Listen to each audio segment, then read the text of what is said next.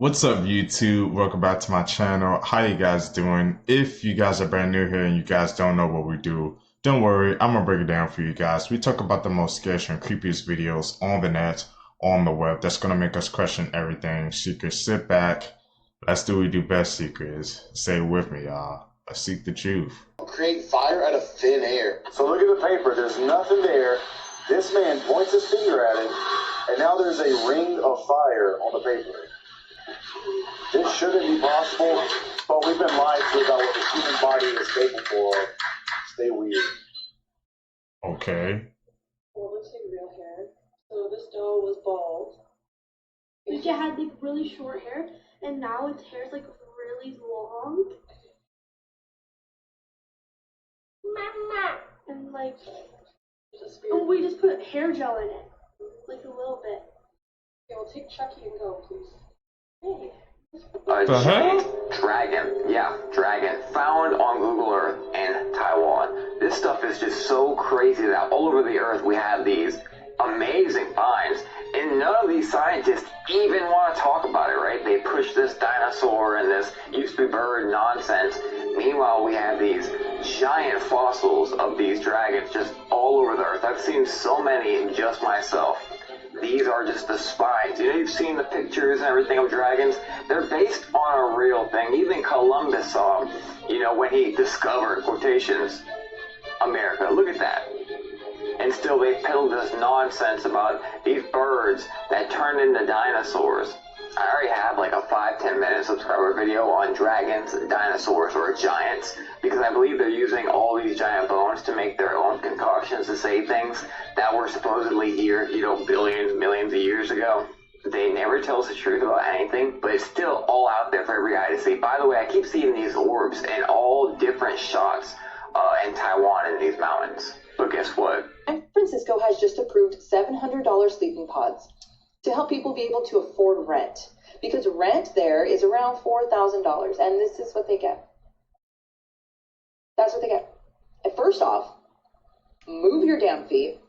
You literally got your feet all up in my living room. It's like 4 feet away from my face. I don't know. This is just sad. Bro, $700 a month just to sleep is crazy, bro. We really need to fix these prices, Seekers, man. Listen, that was in San Fran, bro. You guys paying $700 a month, man, just to sleep, bro? Crazy. Let me find out where I'm at, man. We got some sleeping pods, bro. We have to do better. It all started with an order from McDonald's right here in Paddock Lake. I purchased 2 coffees and a smoothie. And ended with a disturbing discovery. We threw all of the rest of it away right away because it was so disgusting. Jasmine Gursky posted on a local Facebook group after she says she found a worm in her drink.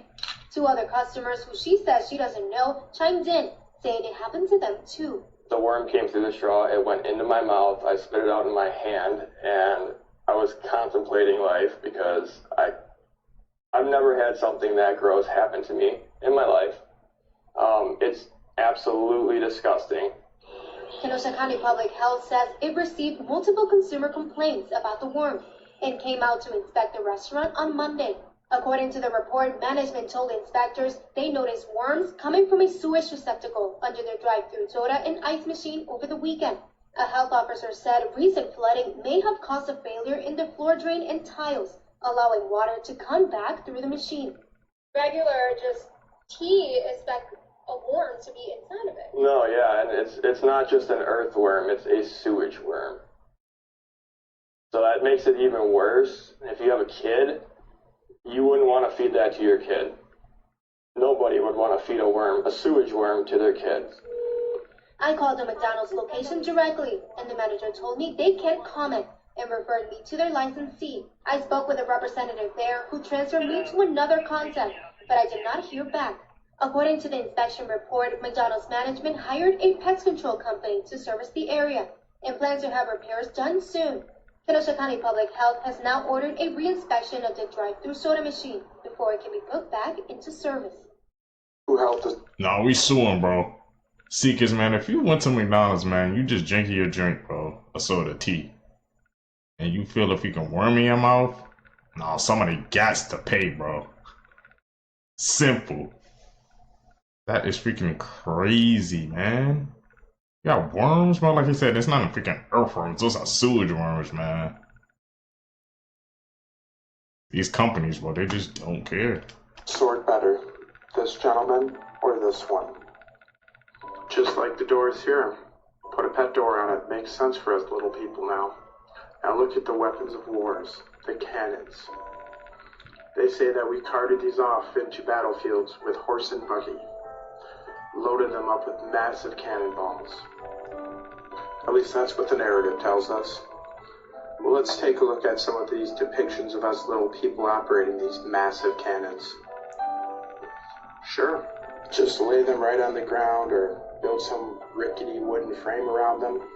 Yeah, that'll definitely work in a battlefield. These giant cannons weren't made for us any more than this giant chair was made for us. We once shared this land with a much larger people. Giants. Question everything, friends. Until next time. The Toaster Project was one person's attempt to try to build an entire toaster from scratch, but it did not go as planned. He started by finding the cheapest toaster that he could find and breaking it into its constituent parts, only to find out that this toaster had 400 different parts from 100 different materials. He started by traveling 2,000 miles to the UK where there was an iron mine and he could mine some of his own iron. He had to travel to Scotland to get a copper mine where he would mine his copper, and finally, after 9 months of work and $1,000 of trying to build his own toaster, it looked like this. And then, for the moment of truth, he plugged it in, put his toast into it, and the whole thing blew up in 4 seconds. And what he proved that day is how incredible global trade really is. In free markets, people can work together collaboratively, each specializing in one tiny individualistic thing. And when it comes together, we can get products like this for pennies on the dime compared to what it would be if we couldn't trade and every single person had to make something like this themselves. 9 months of work, thousands of dollars, and you get a barely functioning toaster that explodes in 4 seconds. So thank you, Thomas, for doing this, and thank you, Milton Friedman. But follow me or you might never see me again.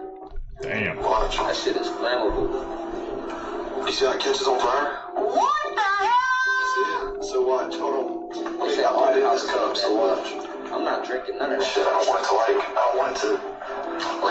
Let it explode. We ain't building. We're not gonna burn the building down. Skip it up. Oh, look at that! Look at, oh my God! Caught on fire. Okay, I will never use powdered creamer again. Yes. Oh. It is illegal in the United States for 98% of farmers to replant the seeds from the crops that they grew in the previous year. How illegal? Well, I'm glad you asked. If a farmer gets caught even one time replanting their seeds, they are banned from buying seeds ever again. There have been over 500 court cases about this, and farmers lose 100% of the time. And every one of those times, it causes a multi-generational farmland to go completely bankrupt. No seeds, no farming. Stick with me for a second because it gets worse. Let's say a farmer bought seeds, did all of their planting, and realized they had over 10,000 seeds left. You would think that a farmer with tight margins would just be able to hold those seeds for next year and then plant them in next year's harvest. However, you would be wrong because that is also a crime. It is a breach of contract with the seed companies. You're only allowed to plant this year's seeds this year, not next year or even 10 years from now. In the US, 100% of seeds are genetically modified seeds. All of those seeds have patents, and when a farmer buys them, they're not buying the seed, but they're buying the right to use them. Crazy, man. What the hell is that? Sir? Are you kidding me? No way. Not the meat truck. They popping up. No, wait, dogs. What the hell is going on in Patterson, New Jersey, guys? Sir! That looked like a garbage truck with meat in it. Now, I'm hoping that it's going to get thrown out in the garbage, right? People are saying that it's going to get delivered to the nearest supermarkets. Sir, I hope not. It looks like a construction truck too, right? Sir, not only that, guys. Now we got to ask ourselves one thing. Is it ground beef or is it... Stop playing with me, sir. It's for the same purpose, and I don't know what the hell was in that truck, and I don't even want to know. Sir, I'm telling you guys, it's getting fed out there. What the... Stop playing with me, sir. It's getting fed in these streets, guys. You know what it is. Sir, but I tell you one thing. If I ever go to the supermarket and I go to pick up steak and I see the meat coming out the back of a garbage truck, where's the driver at?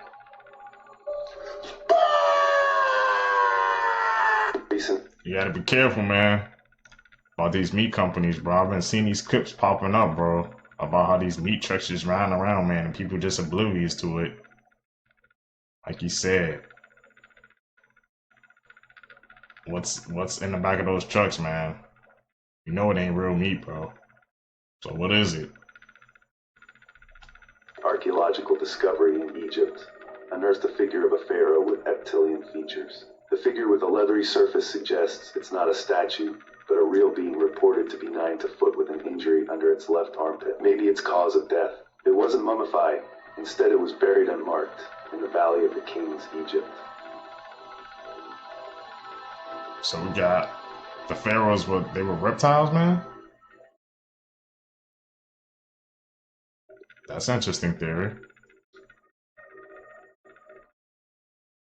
Church of Scientology is now removing the door handles from outside of their doors so people don't get in due to the challenge that has gone viral online. I'm going to show you this full clip in a second. It's actually insane. It's almost every single one of their doors. But if you haven't seen the videos online, people are now rushing into this building and seeing how far they can get before they get kicked out. They want to see what the heck they are hiding inside of this building. But just take a look at the outside of their doors right now. They got it chain closed. They got a bike lock around. They took the handles off the door. They put a bike lock on the door. That's got to be a fire violation. Yeah. Look, they took the handles off this door too. Another door. Look, no handles on this door. No handles on this door. It's got to be a fire hazard. Took the handles off of this door. Look, took the handles off of that door too. More door handles. And we got a bike lock on the door. Something is going on in Area 51 right now because 17 earthquakes just hit in a single day, and a Harvard scientist is saying that they are probably not natural. So just 2 days ago, 17 earthquakes hit right next to Area 51 within the same 24 hours. The biggest one was actually a 4.4 magnitude, but every single one of them was way closer to the surface than normal. They're saying that normal earthquakes in that area happen miles and miles deep, and these were basically right underneath the base. A Harvard astrophysicist just went on national TV and said that these are unlikely to be natural and that someone might be testing something down there. Now, it could just be a cluster of earthquakes, or they could be doing some legitimate underground testing out in that region. So there's earthquakes that are happening at a suspicious depth at the most secretive military base on Earth, right next to where they used to test military weapons underground. Nobody has confirmed anything, and the government's official earthquake agency says that this is completely natural. But there's even other scientists that are chiming in saying that there are things about this that don't add up and need a closer look. The earthquakes did happen, that is a fact, but is something actually going on at Area 51 right now, or is it all just a conspiracy? I think so. Society, your life was only worth $200,000. Before the 1970s, the American auto industry had a simple rule: big cars and big profits, baby. And so they made massive gas-guzzling land yachts because the profit margins were enormous. Then the 1970s hits, and gas prices quadrupled during the OPEC oil crisis. OPEC being an organization of petroleum exporting countries. Arab members of OPEC imposed an oil embargo against Western nations supporting Israel. Us. And so suddenly working-class Americans couldn't afford to fill up their massive tanks. So they started buying cheap, ultra-efficient Japanese and European compact cars. And by 1980, foreign imports stole 27% of the market. And auto companies panicked, and they couldn't compete on the fuel efficiency or the build quality of these European and Japanese cars. So auto executives in America looked at the crisis and were basically like, we can't build any better cars, so let's just terrify people into buying big ones. So they launched a massive PR campaign branding small cars as death traps. They weaponized the laws of physics, convincing the public that you needed a massive vehicle to survive a crash. And when they rushed their own small car, the Pinto, to the market, it had a fatal design flaw where the gas tank would literally explode in a rear-end collision. Executives ran the math. They determined human life was statistically worth $200,000, and fixing the gas tank would cost $11 per car. So instead of fixing the design flaw, they calculated that paying off the lawsuits for the families who burned to death was cheaper than fixing the defect file. To protect their profits, the auto industry lobbied the government to exploit a massive legal loophole. They took pickup truck frames and slapped some seats in them and created the SUV. Because these SUVs were classified as light trucks instead of passenger cars, they bypassed strict safety and emission laws entirely. Sold you a heavier, unregulated truck and called it a family car, and it fucking worked because SUVs and trucks make up almost 80% of all new vehicle sales. And if you're a pedestrian, you are over 40% more likely to be killed when struck by an SUV compared to a normal car. Insane, man. Did you notice the blood mark cross on Cynthia's forehead? No wonder Ariana Grande quickly returned to a normal body shape after leaving Cynthia. Earlier, when Cynthia played Jesus, people noticed a strange shadow appearing on the wall. Rumors said this was because she had blasphemed against God. From then on, her weight dropped rapidly by 15 pounds, and her face became so gaunt it was as if she were a different person. After Ariana Grande filmed a movie with Cynthia, her changes were also rapid and unsettling. She became alarmingly thin, almost unrecognizable. During that time, Cynthia seemed to control Ariana in a way that went beyond friendship, always needing to hold Ariana Grande's hand. She even appeared frightened and repeatedly stared at her own palm after being refused. Later, when Ariana Grande hugged a fan, Cynthia's expression suddenly turned fierce, and it was captured by the fan. After seeing the video, Ariana Grande felt very uneasy and believed Cynthia had crossed the boundaries of friendship. Along with negative comments from fans, this became unbearable for Ariana Grande, who was already struggling with emotional issues, so she ultimately chose to distance herself from Cynthia, even cutting off contact. Since then, Ariana's condition has been improving day by day. She has regained 10 pounds, and her makeup and styling are about to return to her original look. Do you think Ariana Grande made the right decision? That Holly. Do you guys think she made the right decision, man? Or Ariana Grande and Cynthia Evo, I think that's her name. So when that fan tried to jump on her, man, Cynthia protected her, but people, I guess they took that as something else, man. All the other stuff, bro, like you said, when she was doing that show and we saw her hand shadow, I can't explain that. I don't know what was going on there, man. I really have no words for that one, bro. What is evil? This whole image is just totally overblown. I have the heart of a small boy. I keep it in a jar on my desk. I bet you get a lot of mileage out of that one. I have never used that line before in my entire life. Watch the telephone cable there. The one thing, too, that's interesting, though, is that That clip from an interview with author Stephen King literally sent shivers down my spine. What makes it even weirder is this is the creator of Pennywise the Clown and the It series. States here, It, created by Stephen King, is an ancient, shape-shifting, extraterrestrial entity from a void called the Macroverse, which feeds on human fear, particularly children. For years, people have speculated hypothetically that Hollywood is an extremely dark place. Back in the 1980s, when that interview was actually from, nobody thought anything more of that besides it being a weird joke. But looking back at a clip like that through the lens of 2026 and everything we're finding out now, it really makes you think. For entertainment purposes only, comment below with your thoughts and opinions. Am I on to something, or am I tripping this time? Wake up. this trail cam photo literally took a picture of another reality. And it's actually pretty terrifying. So this photo was taken on a man's property in Michigan. Just the man and his brother on the property. They decided to review all their trail cam photos because it was the first snow of the season. Which makes this even more terrifying because, as you can see, there's no snow on the ground. And there are clearly several human figures in this photo when the two men were the only people on this property. The man said his trail cam took over 200 photos that night. All of the photos took pictures of the snow, the ground was covered in snow, and there were small woodland creatures, except for this photo. Well, it looks like women in dresses are on one side. You can clearly see the woman in front, and then the one behind her looks like it's missing a head. And then there's another to the right that you can't really see very well. Now, I do not see their arms or anything either. And then to the left, it looks like there is a man walking in a full bodysuit, like a hazmat suit. Like I said, the trail cam took several photos that night, and this is the only one with anything like this in it. And this is also the only one where there's no snow on the ground. It's really weird. It makes you wonder if maybe there was some sort of shift in reality for just this single shot. Because maybe in another timeline, whatever is going on here is happening in this exact area. Or it could be some sort of residual thing, and these could be like ghosts that are attached to this property. What do you guys think about this? Let me know. It looks like The Rock is paying his dues because look what he wore at the Met Gala. These celebrities sure do love to humiliate themselves when they want to climb up in the ranks, don't they? And again, this is for everyone to see. He shows up at the Met Gala wearing this right here. A skirt. Again, if you know, you know. But this is what these celebrities do every single time.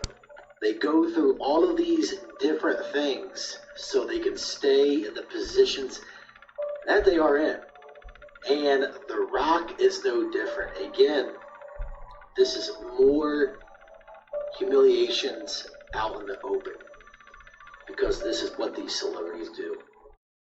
People really need to wake up and realize what exactly is going on, because it's always right there for everybody to see if you look deep enough. What do you think about this? I heard The Rock comment on that. He said that, you know, I guess when he said wearing a skirt is masculine, I guess, you know, and if it's, he said in this culture, I guess he said they wear I don't know, you know, like those, I guess, the grass shorts, you know? Or do you guys think it's a, like you said, a humiliation ritual that they really just trying to push something to us? I had two trains of thoughts on that one, man, so. There are only a few natural liquids on Earth that expand when frozen, and water is one of them. So with this being said, let's think about the fact that we are being told that all of the sea levels are rapidly rising. But did you know that roughly 90% of icebergs are actually underwater? So you're only seeing the tip of the iceberg. That's where that saying comes from. So if all of these icebergs are melting and all of the ice around the world is melting, then how would the sea levels be rising if most of the ice is underwater? And let's just say my train of thought is completely wrong. Well, are the sea levels rising? No. That's why Miami is one of the fastest growing cities in the entire world. That's why Dubai decided to build most of its city on the water, in the ocean. So if the sea levels are rising, then why are all of the big boy billionaires investing into coastal cities? Why is everyone moving to coastal cities if the sea levels have been rising for hundreds of years? And you see Lucy over here, she's doing just fine. Anyways, I made this video entirely for entertainment purposes only. Have you noticed a massive increase in posts with zero context, otherwise known as vague posting? Have you also noticed a massive increase in flat-out brain rot content? Yes. Things like AI bots posting clips of longer videos that don't even include the ending of the clip. Then you open up the comment section and half the people are asking for context, just as confused as you are, and the other half are purposely misleading you. For example, giving you the wrong title to the movie clip you just watched, so you can't figure out what movie it came from. Believe it or not, you used to be able to go to the comment section of videos online and see real discussion from real people. You could ask, hey, where is this movie from? Or what does this meme mean? And people would actually tell you.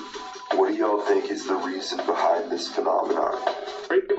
Bro, the algorithm is just pushing, man. Like I said, those freaking brain rot channels. Remember, didn't they, like, TikTok had that shut down, you know, like that Fruit Love Island, man? It was like completely AI. It's like they rewarding AI content over, you know, real life people, authentic content. I don't know why the algorithm does, but that's what it likes to do, man. We gotta get rid of brain rot, though, please, man. I don't want the next generation thinking, attention span to be cooked. You're about to be relentlessly fucked by the people pulling the strings. 1. Smart meters. They're already being installed in millions of homes. It tracks your energy usage, but it can also be used to restrict it. During orchestrated emergencies, suppliers can simply switch off your power. Couple this with a digital ID and you're living in a nightmare. 2. 15-minute cities. Sold to you as environmentally friendly and convenient. Everything you need within walking distance. It sounds great. But combine digital infrastructure tracking every single movement you make with the inevitable phasing out of combustion engine vehicles, and your ability to do what you want when you want becomes restricted, to say the least. Number 3 is programmable money. Over 130 countries are already developing central bank digital currencies. Programmable money means they can control what you spend it on. See you in part 3. Prices for the AI robot companion or robot girlfriend are over $100,000 a piece now, but those prices are going to drop drastically in the near future. Because of the advances in AI and robotics, these things are going to start selling like crazy. In fact, they're already being sold. These robot girlfriends are a real thing. They're not just in movies like Companion. By the way, she's an actress, not a real robot girlfriend. I just read this story about how the prices of these robot girlfriends are going to drop in the next 3 to 5 years to around 50 to maybe 30,000 a piece. And trust me, a lot of guys out there, not me, are gonna buy one of these robot companion girlfriends. Not I. Heck, with the advanced AI, you can program it to basically be anything you want. You can even have her get mad at you and argue if you want to experience a real marriage. When I see stories like this, that originally I would think were a joke, I just wonder what's next. What comes after the robot girlfriend? Maybe the robot cheesehead? Wait, no! Shabba-dabba-skis! Shabba-dabba.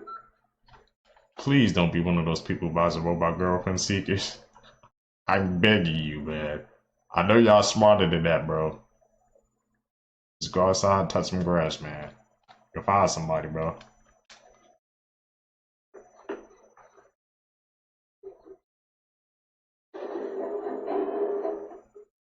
Oh, that dog going crazy on him.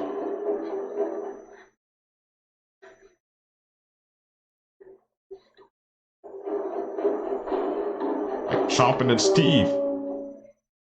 Charles Manson wasn't just this crazy guy. He was actually one of the test subjects in Project MKUltra. Yep. Because a lot of people always wonder, how did him and the Manson family just go from being these regular hippies to like these psycho killers, right? This doctor, Lewis West, he actually was one of the people that worked for the MKUltra project. He started running a test in San Francisco where it was to see the use of certain drugs like psychedelics and things like that and cold dynamics. And that's what that guy was in San Francisco studying. The same time Charles Manson was out there before he ends up moving to LA. Yeah. On top of that, there's like all these documents that are saying Charles Manson was a part of the projects. He's one of the people that are being tested on, and they even go as far as to say he was helping the doctors like still do these projects around the same time when he went to go commit these murders. Really? Yes, and this is supposedly documented. And also this doctor in San Francisco, he had a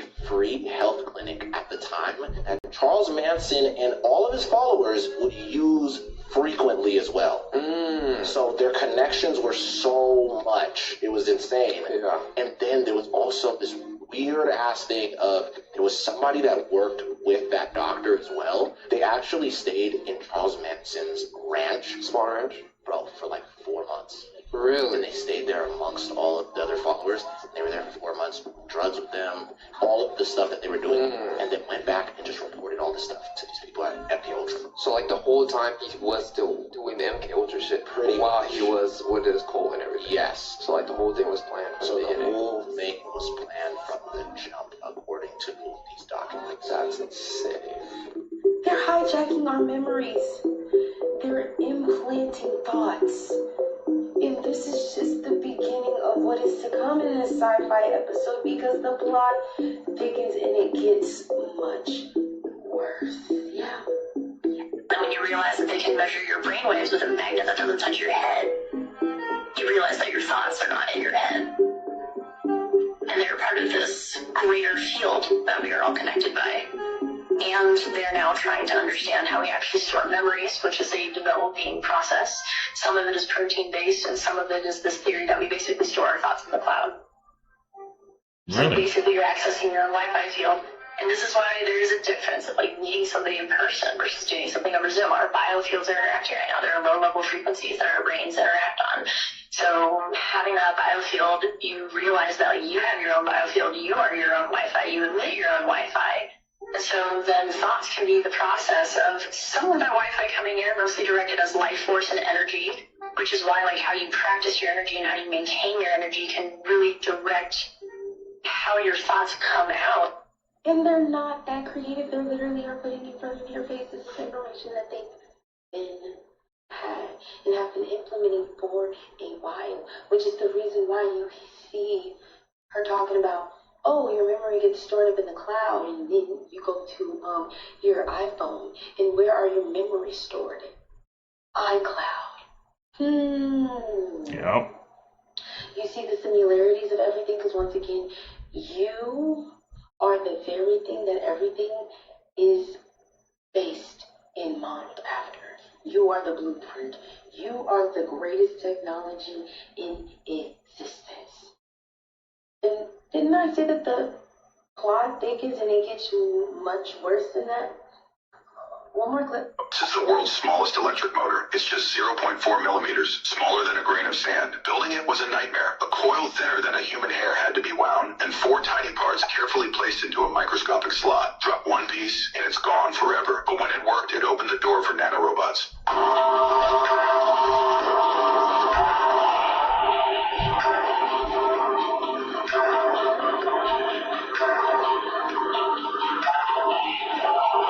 And this is what the food is infested with. At this point, it's worse than parasites.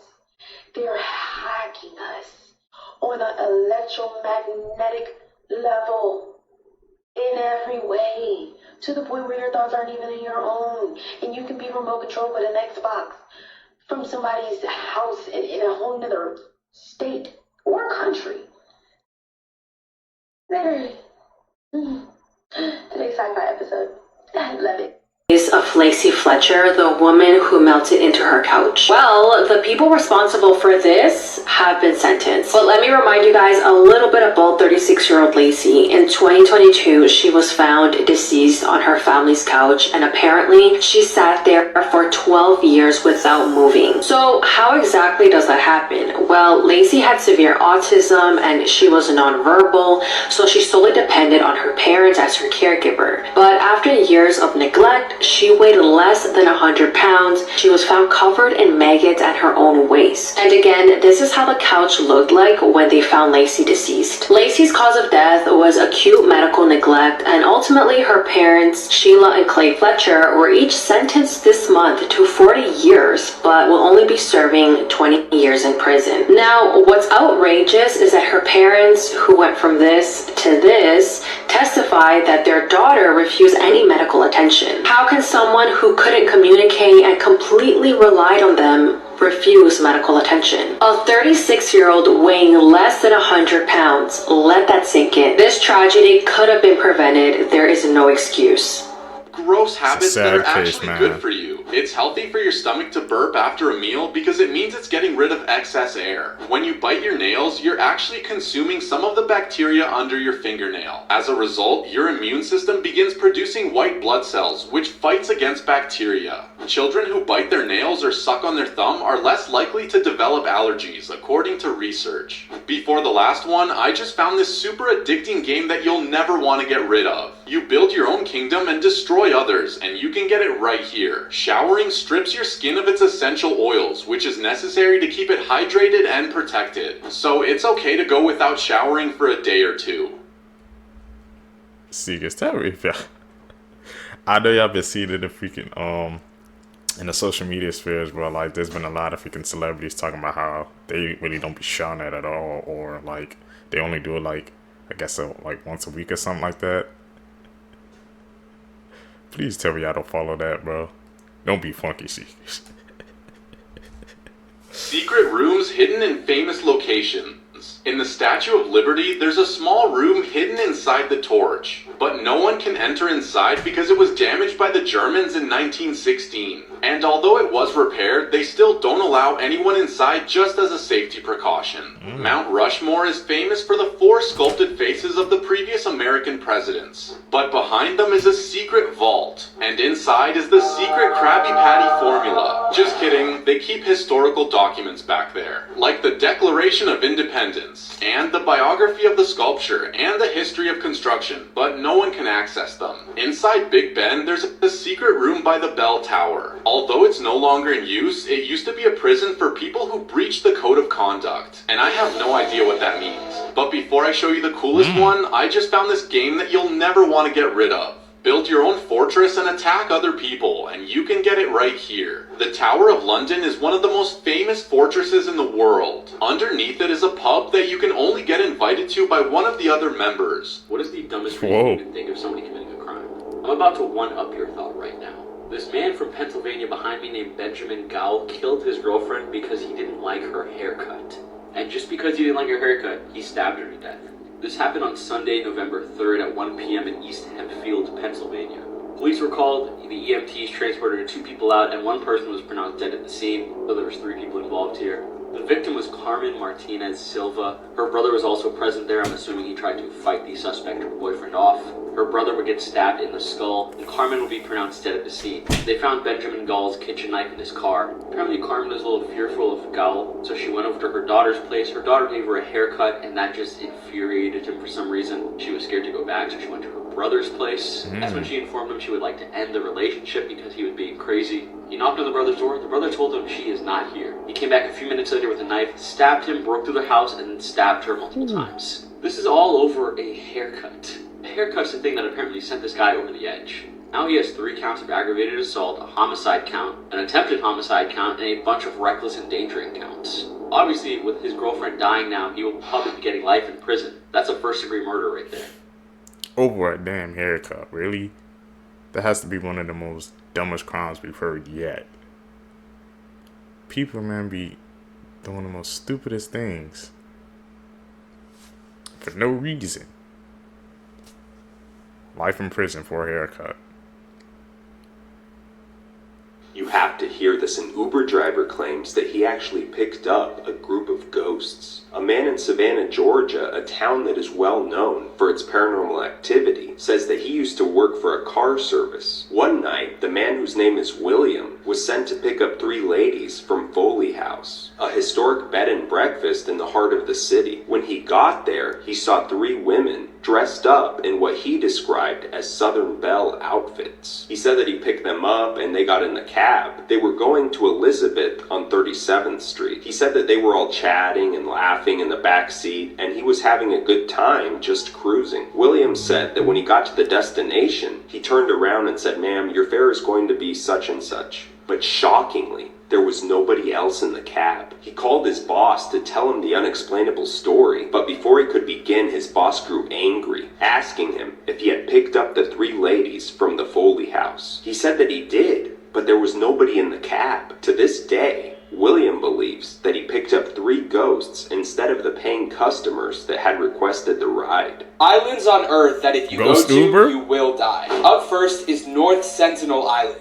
It is home to the Sentinelese tribe. Those who go never make it out alive. Next is Spider Island. It's home to most of the biggest and deadliest spiders in the world. And trust me, these can definitely kill you. Next is Monkey Island. You've probably never heard of this, but this is a remote island in Puerto Rico, and it's home to some of the deadliest monkeys in the world. All the monkeys on this island carry one of the most lethal infections in the world. Finally, and this is probably the worst one, Reunion Island. The surrounding waters are completely overrun by sharks, and the population keeps increasing rapidly. In total, there have been 50 shark attacks at this island. And people still go there? Monkey Island, Spider Island, Shark Island. It's like, pick your poison. Which one do you want to go? Which one you want to go to? If you had to choose out of all those 3, what would you pick, man? What you think you could survive on? I wanna know. Creepy relics of early 2000s Craigslist are completely unmatched. So back in the early 2000s, Craigslist was just this safe haven for some of the darkest fringes of society. It's the only way I can describe it. And just first off, we all know what a septic tank is, correct? They're very common, they have to be pumped, a lot of homes have them. So let's discuss the Alabama man who would pay you to go into yours. So his official ad says, "Some might judge me for this, but it's what I enjoy. I will pay you $150 an hour to bring my equipment in and gain access to your septic tank. I then have my associate close the tank. After I set up my tripod and camera up, believe it or not, it's a great place to reflect." And very unsurprisingly, not long after, a lot of videos leaked on LiveLeak of what was known as Septic Tank Man. Absolutely, the videos are shocking, but I think the more shocking part is how long ago this was and that nobody has ever identified who this man really was in Alabama. The absolute scariest moments captured on camera. This eye-wrenching footage recorded on the 12th of January 2021 shows a group of people in a boat when a massive iceberg collapses. When the iceberg collapsed, it made a terrifying wave that was over 30 feet high. Damn. The group of people in the boat try to get away as fast as they can as this monstrous wave follows them. Thankfully, they get away safely just in time. That wave could have easily wiped them out. It could have. Yeah, they hit the jets on that boat, bro. Full drive. Man, pictures, like I said, they tell a story. You never know, man. At the right moment, it could be your last moment, bro.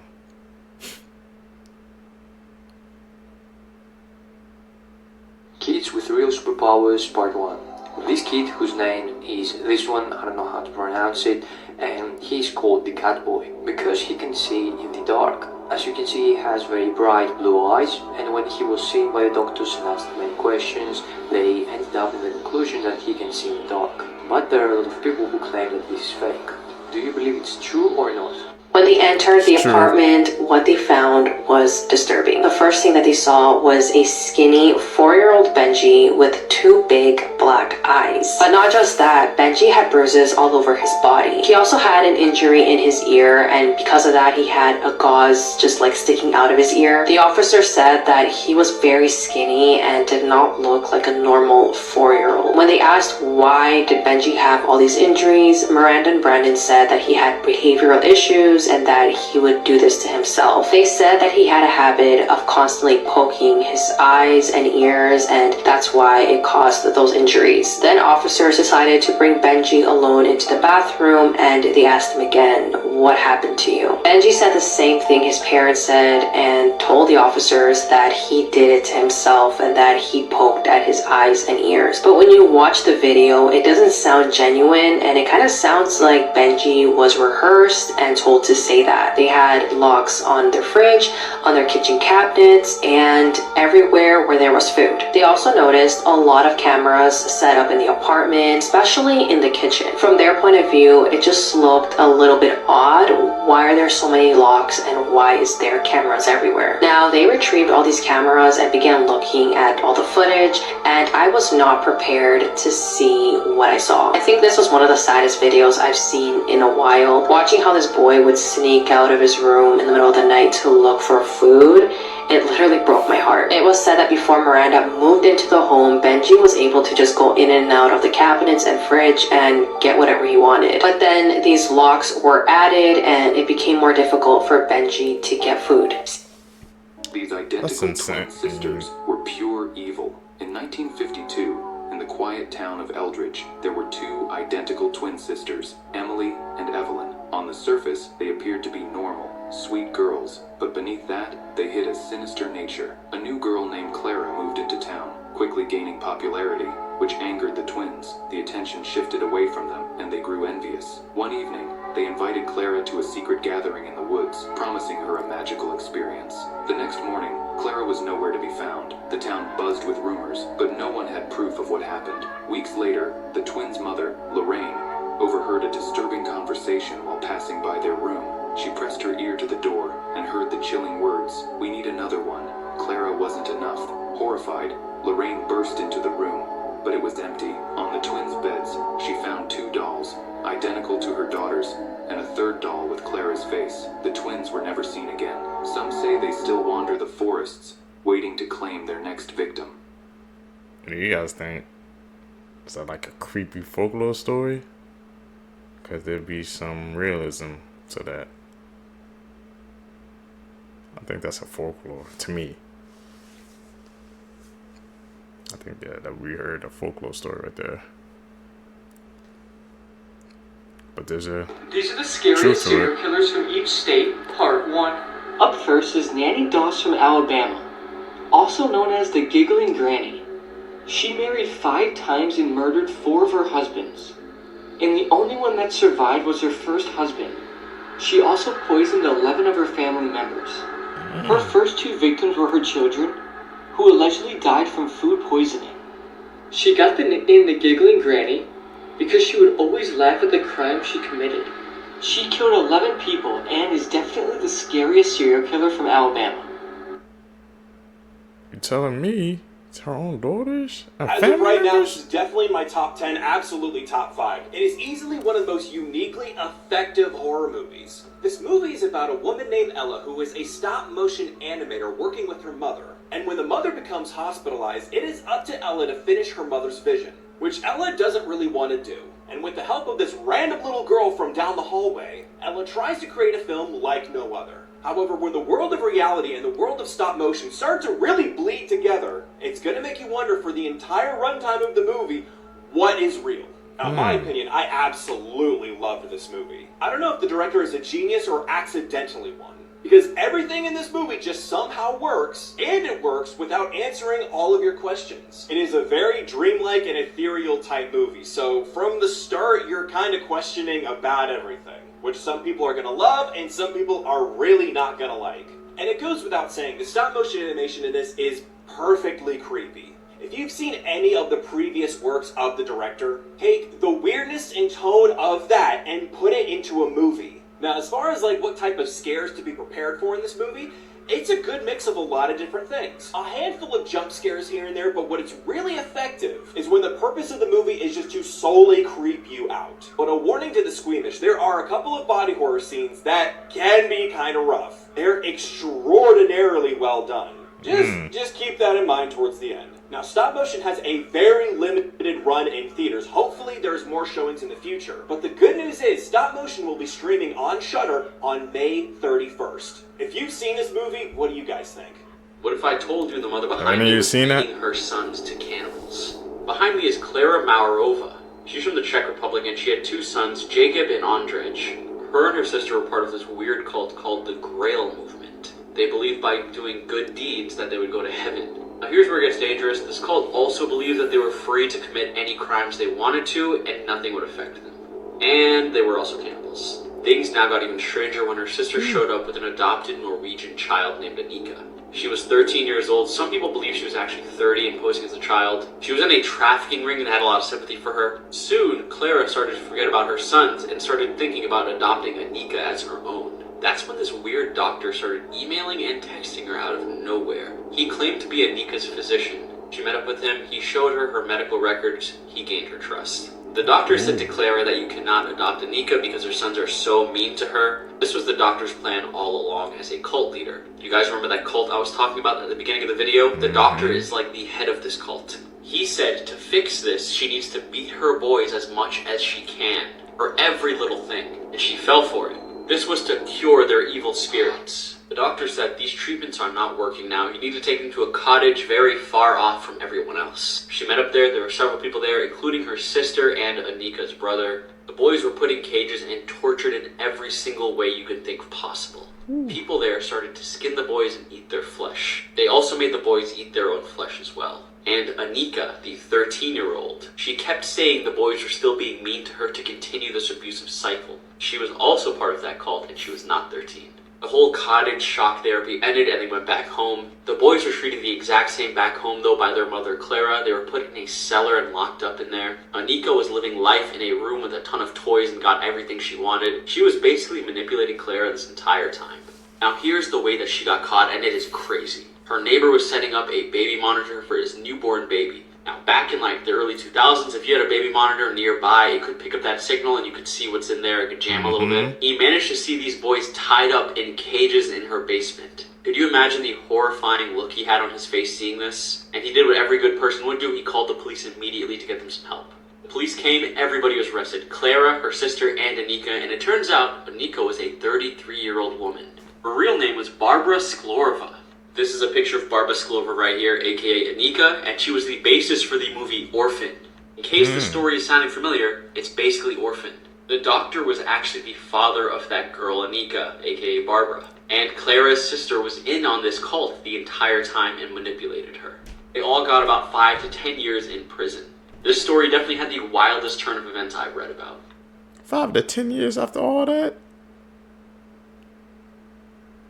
I never even knew Orphan was based off that. I've seen that picture before. That's how I saw the simulators. I'm like, there's always freaking truth behind those stories, man. In media, what we're seeing now.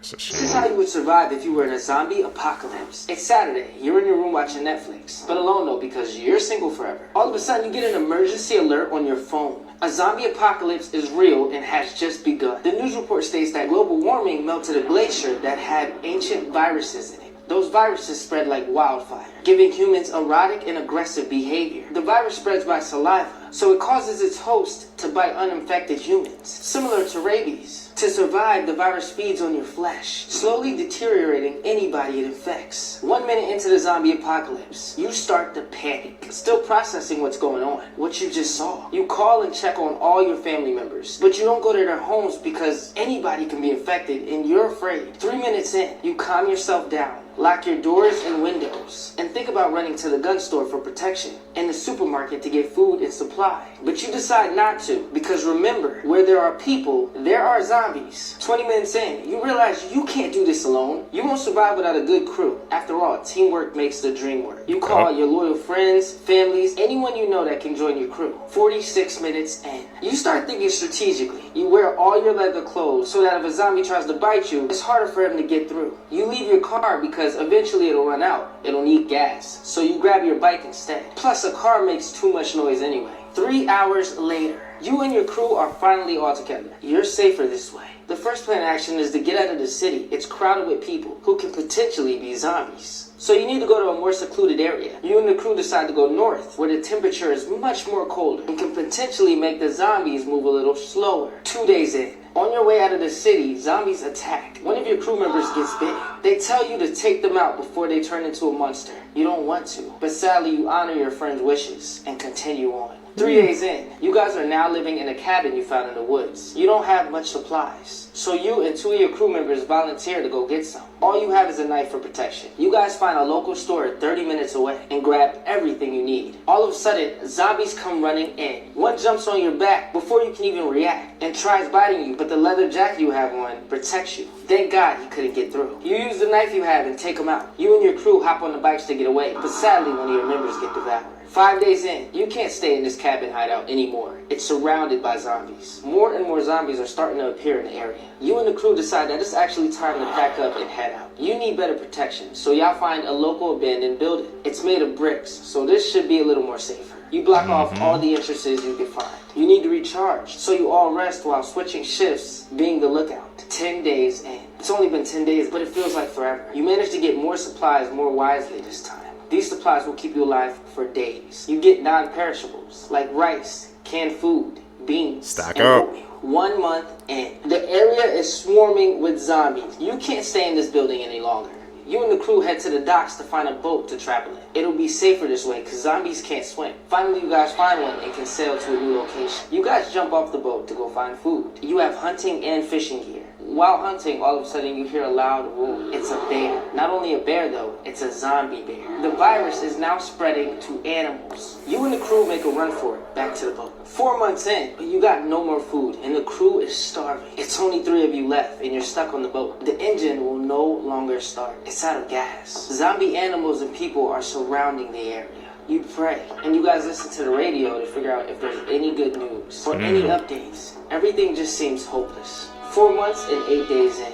This is it. You've lost hope. You and your friends are done for. There's only 3 of you. But you want to live. You don't want to die, but you're starving. You have no other choice but to eat your friends. Oh, man. 1 year in. You finally stay in a fort you built, but zombies are surrounding it. Luckily, you were smart enough to build traps all around. You sneak through an underground tunnel which leads to the backyard where you can escape. Just in time before they got in your fort. 1.5 years in. You're on the radio and you discover there's a colony that survived. They're looking for other survivors. You send an SOS immediately. It won't be long before you are noticed and possibly eaten by zombies. You are on your last leg. No food, no water, no shelter. You barely have strength to walk. You start to lose all hope. All of this was for nothing. But then you hear a helicopter up above. It's the survival colony you sent the SOS to. They rescue you, and you survive. But is this finally the end, or just the beginning? Lawyer of Jeffrey Epstein's best friend told him to stop talking or else. This is regularly done.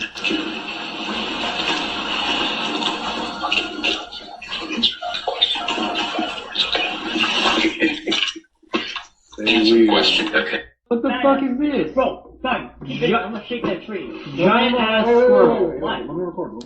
Bro, I'm gonna shake Go. Yeah, hear that fucking squirrel. What is that? Holy shit, that's fucking crazy. God damn it, that thing is huge. Okay, yeah. That's actually crazy. Stop. Alright, let's have a look. Excuse me, sir, what song are you listening to? Sorry? What song are you listening to? I'm on a business call. I'm not listening to a song.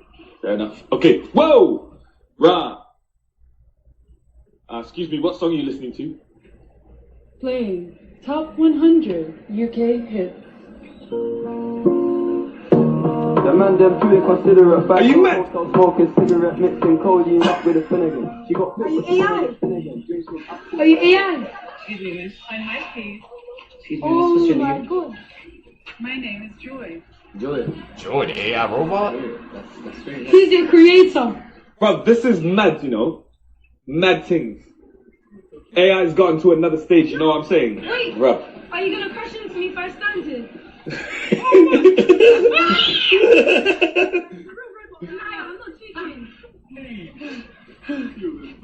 a robot! That's actually crazy. Stop. Okay, we gotta go. That's mad. He created you. He's your creator.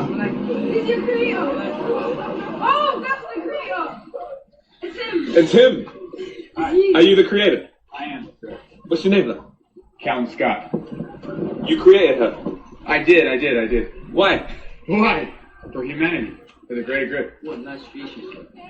Wait. It's like very admiring. Thank you, man. Cool. Thank you, man. Did you, like... Have you guys seen her before? No. Never. Where's she Never. from? From Italy. From Italy? Yeah, never seen. Well, here in Italy, we've got no idea now. I mean, it follows my commands, but ultimately it kind of moves and operates by itself. Wait, can it do that? Can it score?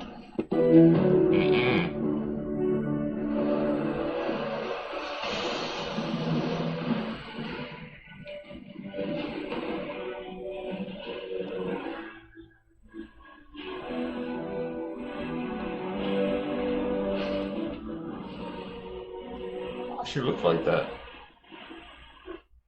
I got them performing parkour, son. And before you sit there and say, oh, this is AI. No, it is not. This was a direct performance by China in front of people to show up, yes, we are advanced and our robots can do some sinuous type shit. This is the 1 year difference in performances. Look how much more advanced this shit is getting. Imagine these robots with some weapons, son. Like, this is crazy. We about to be replaced for real. Now I understand why people be like, okay, I get it, but like, slow down with the technology. What these niggas gonna do next?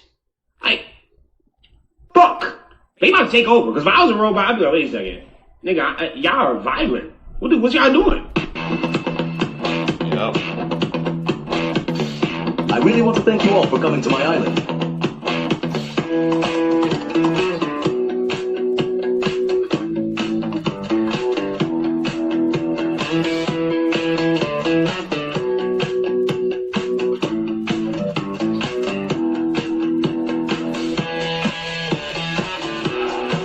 It's time for our main and favorite entertainment. Welcome to my temple.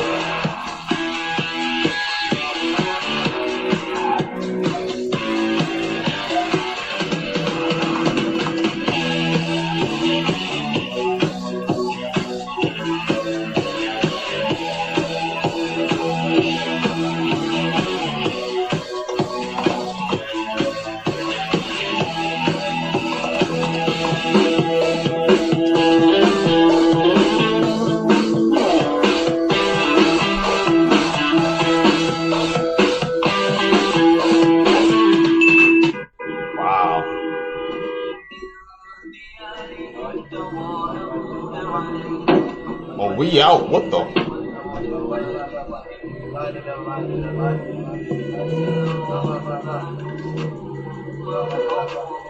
Deuces. What the? It's a whole tribe. If you live anywhere on the East Coast in the United States, and you need to hear this. Meteorologists are saying that a nor'easter bomb cyclone is coming to the East Coast. We're talking about places like New York, New Jersey, North Carolina, Virginia. They're saying that this storm could bring between 6 and 12 inches of snow.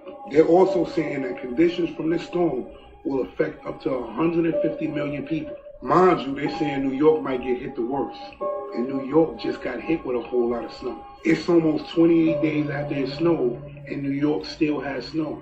New York still has cars that are locked in. And now they're saying that New York can get hit with 12 more inches of snow. Now they're saying in certain parts of this map right here, a lot of places might not get that snow. But there are some places that's definitely going to get a lot of snow. And what does that mean? That means flights can be delayed. That means there's a possibility that there can be power outages. Meteorologists are saying prepare. They're saying make sure you have food. Make sure you have water. Make sure you have supplies just in case you get snowed in. Pay attention. If you don't believe... what's up with all this snow we get, man? I truly think, man, they had those weather machines working overtime, bro, to keep bombarding us with snow. This is the most snow I've seen we getting in a while, man. I was in the zone when it hit the first time, so they talk about the second one, bro. This north cyclone, man. It's no joke, bro. Turn off the weather machines.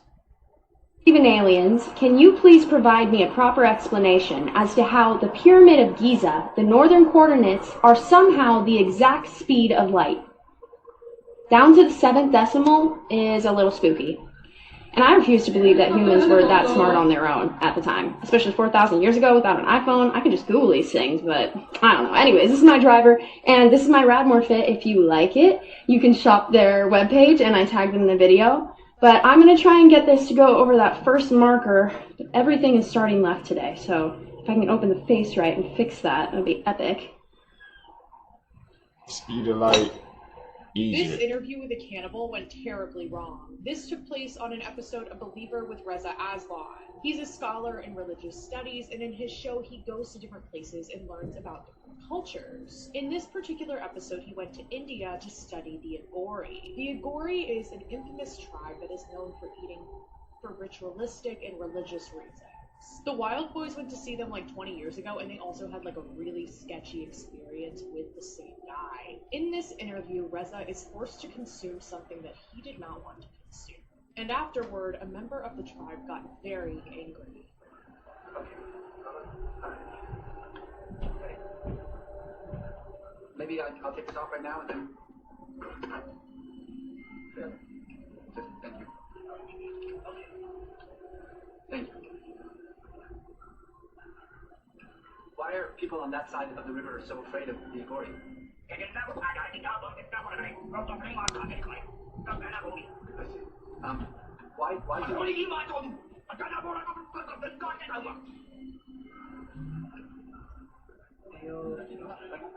do a mistake?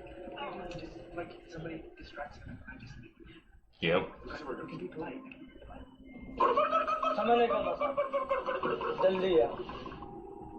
हे माता सती मुरादे पूरी कर हे माता मसान महाराज काली माँ काली नहीं पीते तो मुंह में तो लगा के देख लो बस What's buddy?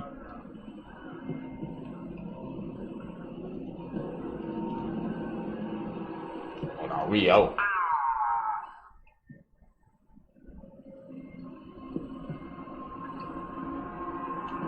Will he tell me now what I have to do?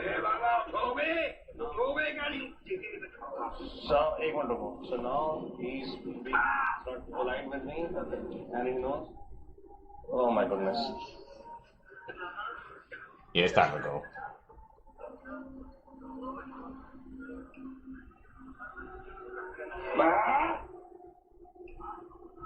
Oh my goodness.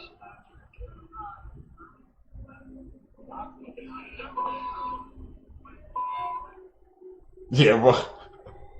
pretty sure that that's not the Agori that I was looking for. The crew was able to escape safely, but I want to know, what would you do in this situation? Also, hi, I'm Grace. Can I be your horror girlie? My boy Mello was involved in a car crash, as you can see. That motherfucker totaled, cuz. Not just his whip, though. The Uber that he hit is totaled also.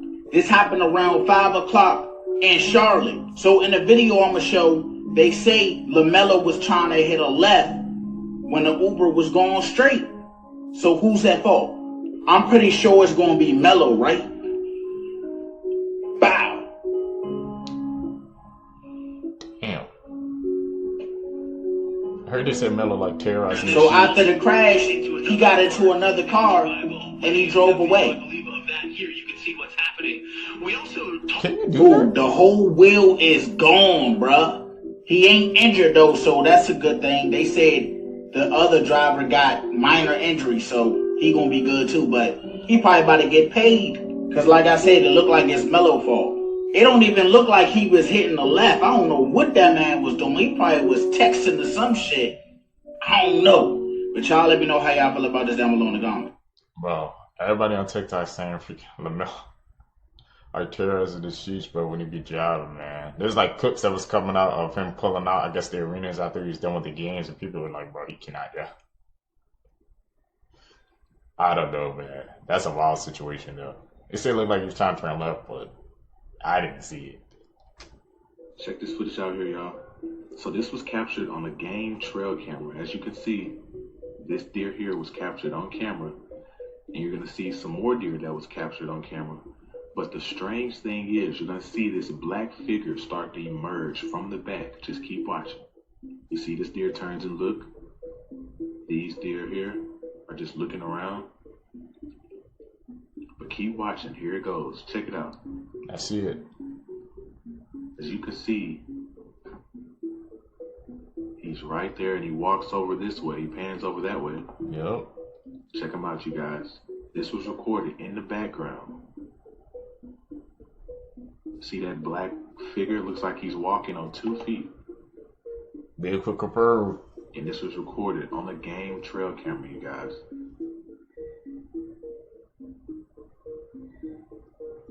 Run it back one more time so you can see him. Check it out. Step 1, step 2. And he just cruises over. They're out there, you guys. Be careful. No way did the US military just do a Maduro in Scotland. 2 people have been abducted from Scotland in the middle of the night. Our sovereignty has been violated, our courts have been defied, and a foreign military has abducted 2 people from our territory. Yeah. So, earlier this month, a Russian-flagged oil tanker was seized as it was traveling through the waters between Iceland and Scotland. And in a late-night hearing on Monday, the court ruled that the ship's captain and the first officer must be kept in the UK under Scottish territorial jurisdiction. And this was actually at the request of the captain's wife, Natia, fearing that her husband could be abducted. However, the very next day, he disappeared. It was only after Scotland's prosecution office revealed that at about 3:04 a.m. they received an email from the US Justice Department informing them that they went on board and are now in possession of both the captain and first officer. Nice of them to email though. Now the Scottish Greens Party co-leader was furious, saying that the Scottish and UK governments need to respond to this, and even suggested evicting all US troops from where they're based in Prestwick Airport. Now the US have responded to these claims, saying that their arrest was lawful and that the men will now be brought to the United States to face prosecution in a US court. But what do you guys think? Should Scotland be pissed right now, or was this arrest fair game? Michael Jackson built Neverland to actually protect the children from the Hollywood Satanists, to give them a safe place to go. I want you to listen to this right here. I'll never forget that. Michael Jackson saved me from getting on a plane to that tiny island.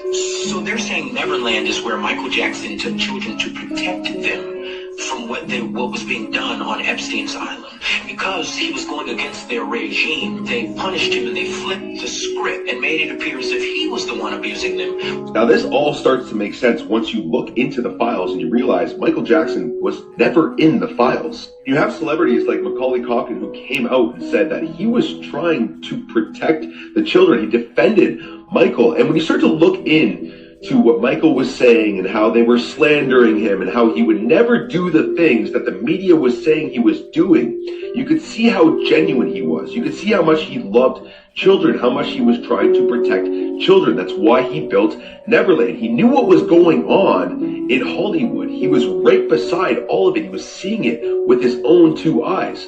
So he was trying to protect them. And this is the 101 script, guys.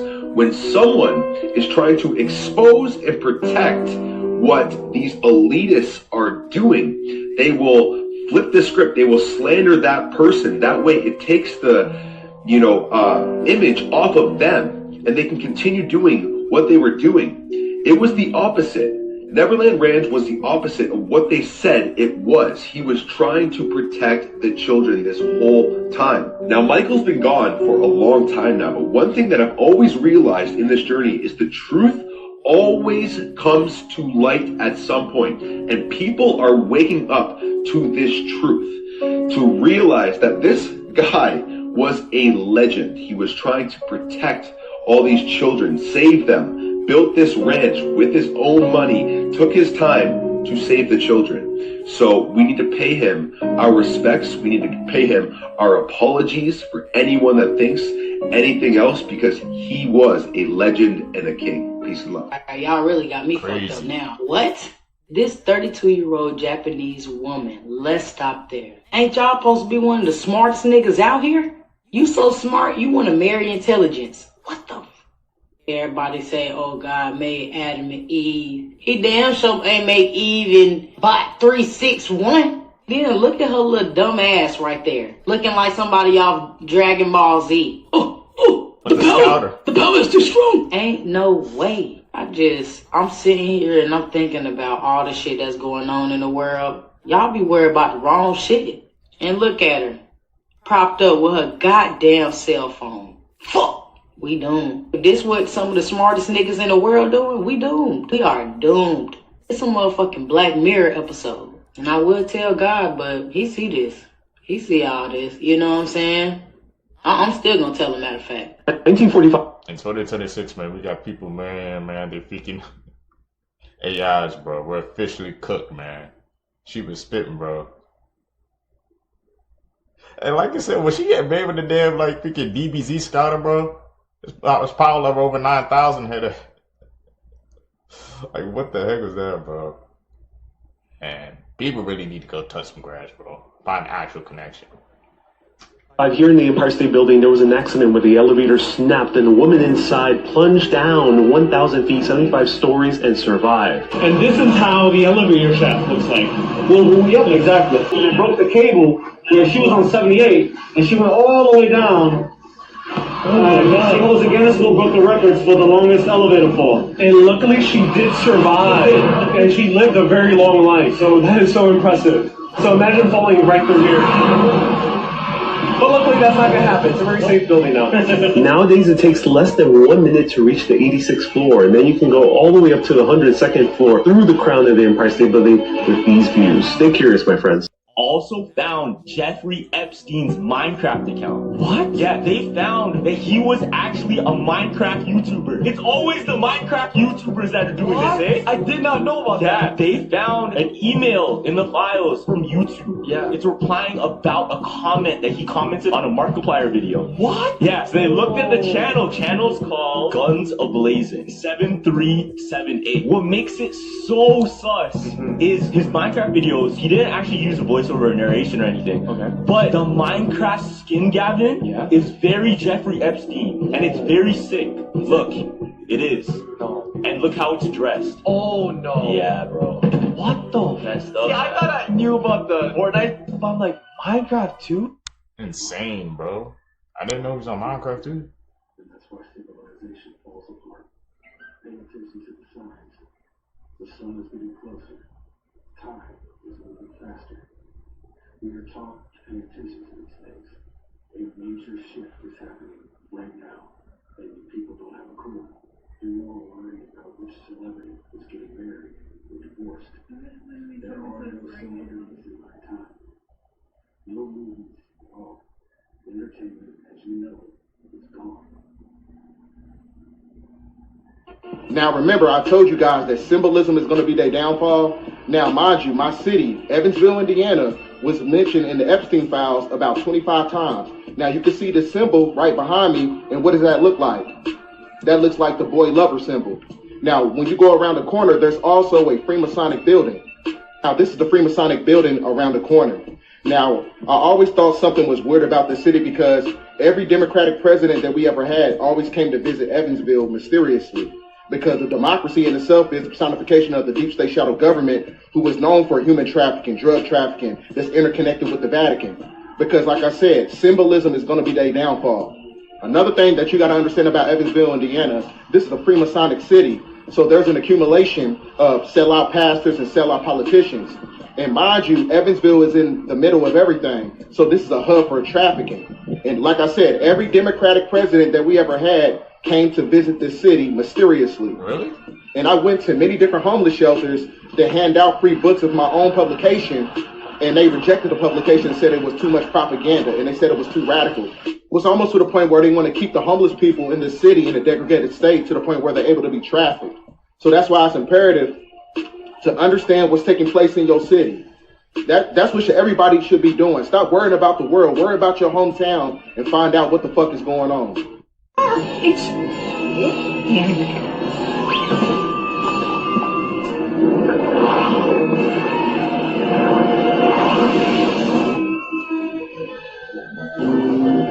Tom and Jerry. Greetings, your tinsliness, imperious leader of Hollywood.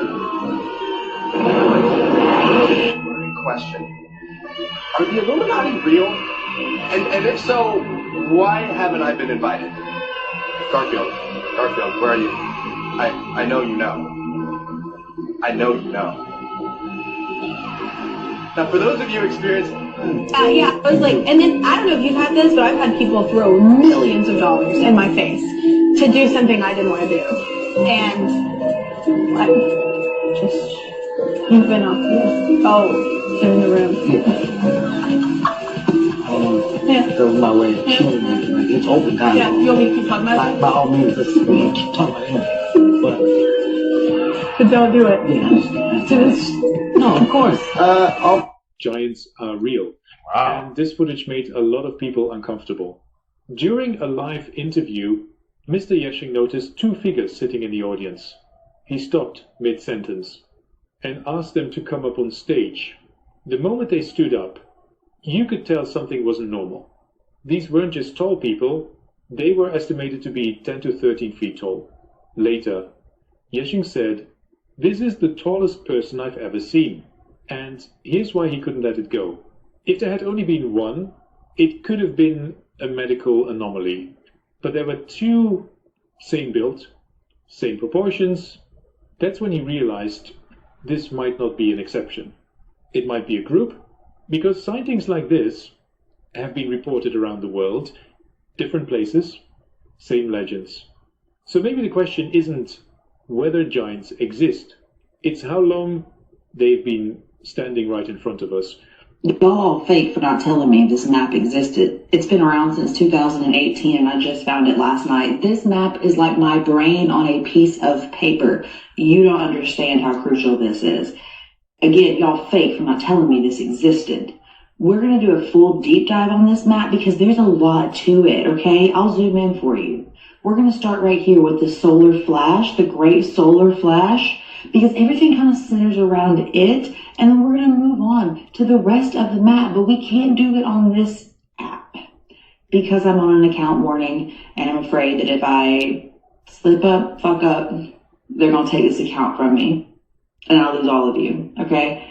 So we're going to do it on the tube.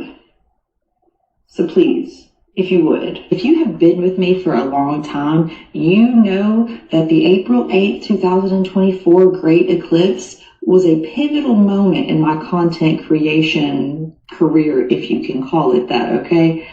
It changed my life, no shit. I think it changed everything else too, but we're going to talk about that over on the tube. Look at this shit, y'all. Y'all know who that is? Y'all know who that is?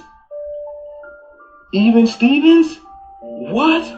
That's Shia LaBeouf, y'all. They caught this man at 1 a.m. in a bar in Albuquerque town. And this man, he looks like he's in a hole. What is going on here? He really look like Stanley Yelnats now, bro. Are you kidding me? Look at this. What did Hollywood do to these people? They look like they hit rock bottom. And again, man, I'm not saying he probably has a lot of money, but we already know money do not buy happiness. He looks like he's really going through something. Wasn't he a Disney star? Man, y'all seen how all of these children network have been on the Epstein files now? Except for Cartoon Network, right? So he started as a Disney star. And what we've seen from the Epstein files, what do you think he's seen?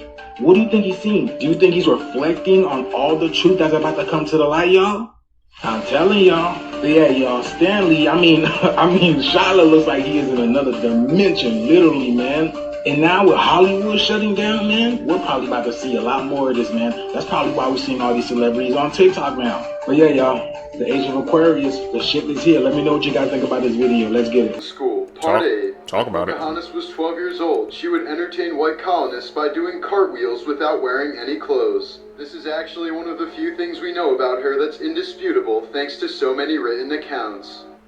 From the 40s to the 70s, many Ivy League colleges, including Yale, Harvard, and Princeton, required all incoming freshmen to have nude photos taken of them. Administrators claimed it was to gauge the rate of diseases like rickets and scoliosis, but many believe the true reason behind them was much creepier. Most of the photos have since been destroyed, but thousands still remain in the Smithsonian's possession. In 1940, Walt Disney hired 11 little people to dress up as Pinocchio and wave to people at the movie's premiere. He left them on a theater balcony with enough food and wine for the day, but there was no way for them to get down. By late afternoon, they had all taken off their thick, sweaty costumes and were naked, drunk, and swearing at innocent parents and their children. This father's reaction after being confronted of trying to force his daughters, who are now deceased, to marry older men is absolutely disgusting. If you want to watch the prison interview plus learn the details of the story, head over to my YouTube channel. It's all there. Wanted the girls to be wed in arranged marriages in Egypt, right? Yes, arranged marriage now, this is big story because some people, they don't know what that means. They think we force a girl to marry the man we like, which is wrong.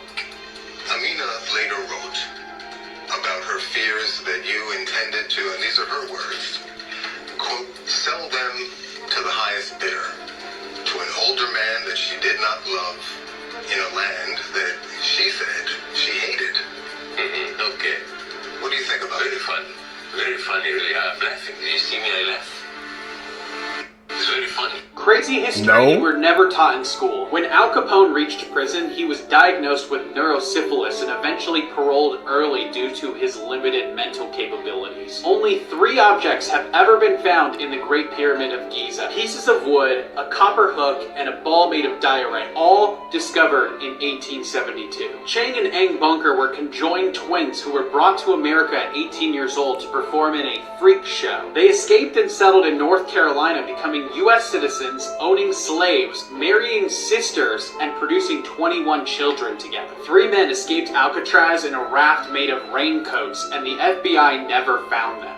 One man in the Middle Ages wrote a book claiming that witches were stealing men's private parts and keeping them as pets, ultimately leading to the European witch trials. There used to be a branch of the Nile River that ran right by the Great Pyramids. This is charcoal graffiti of gladiators drawn by children that was discovered in Pompeii. You have to hear this. A Missouri man who lives inside of a cemetery actually saw the Grim Reaper.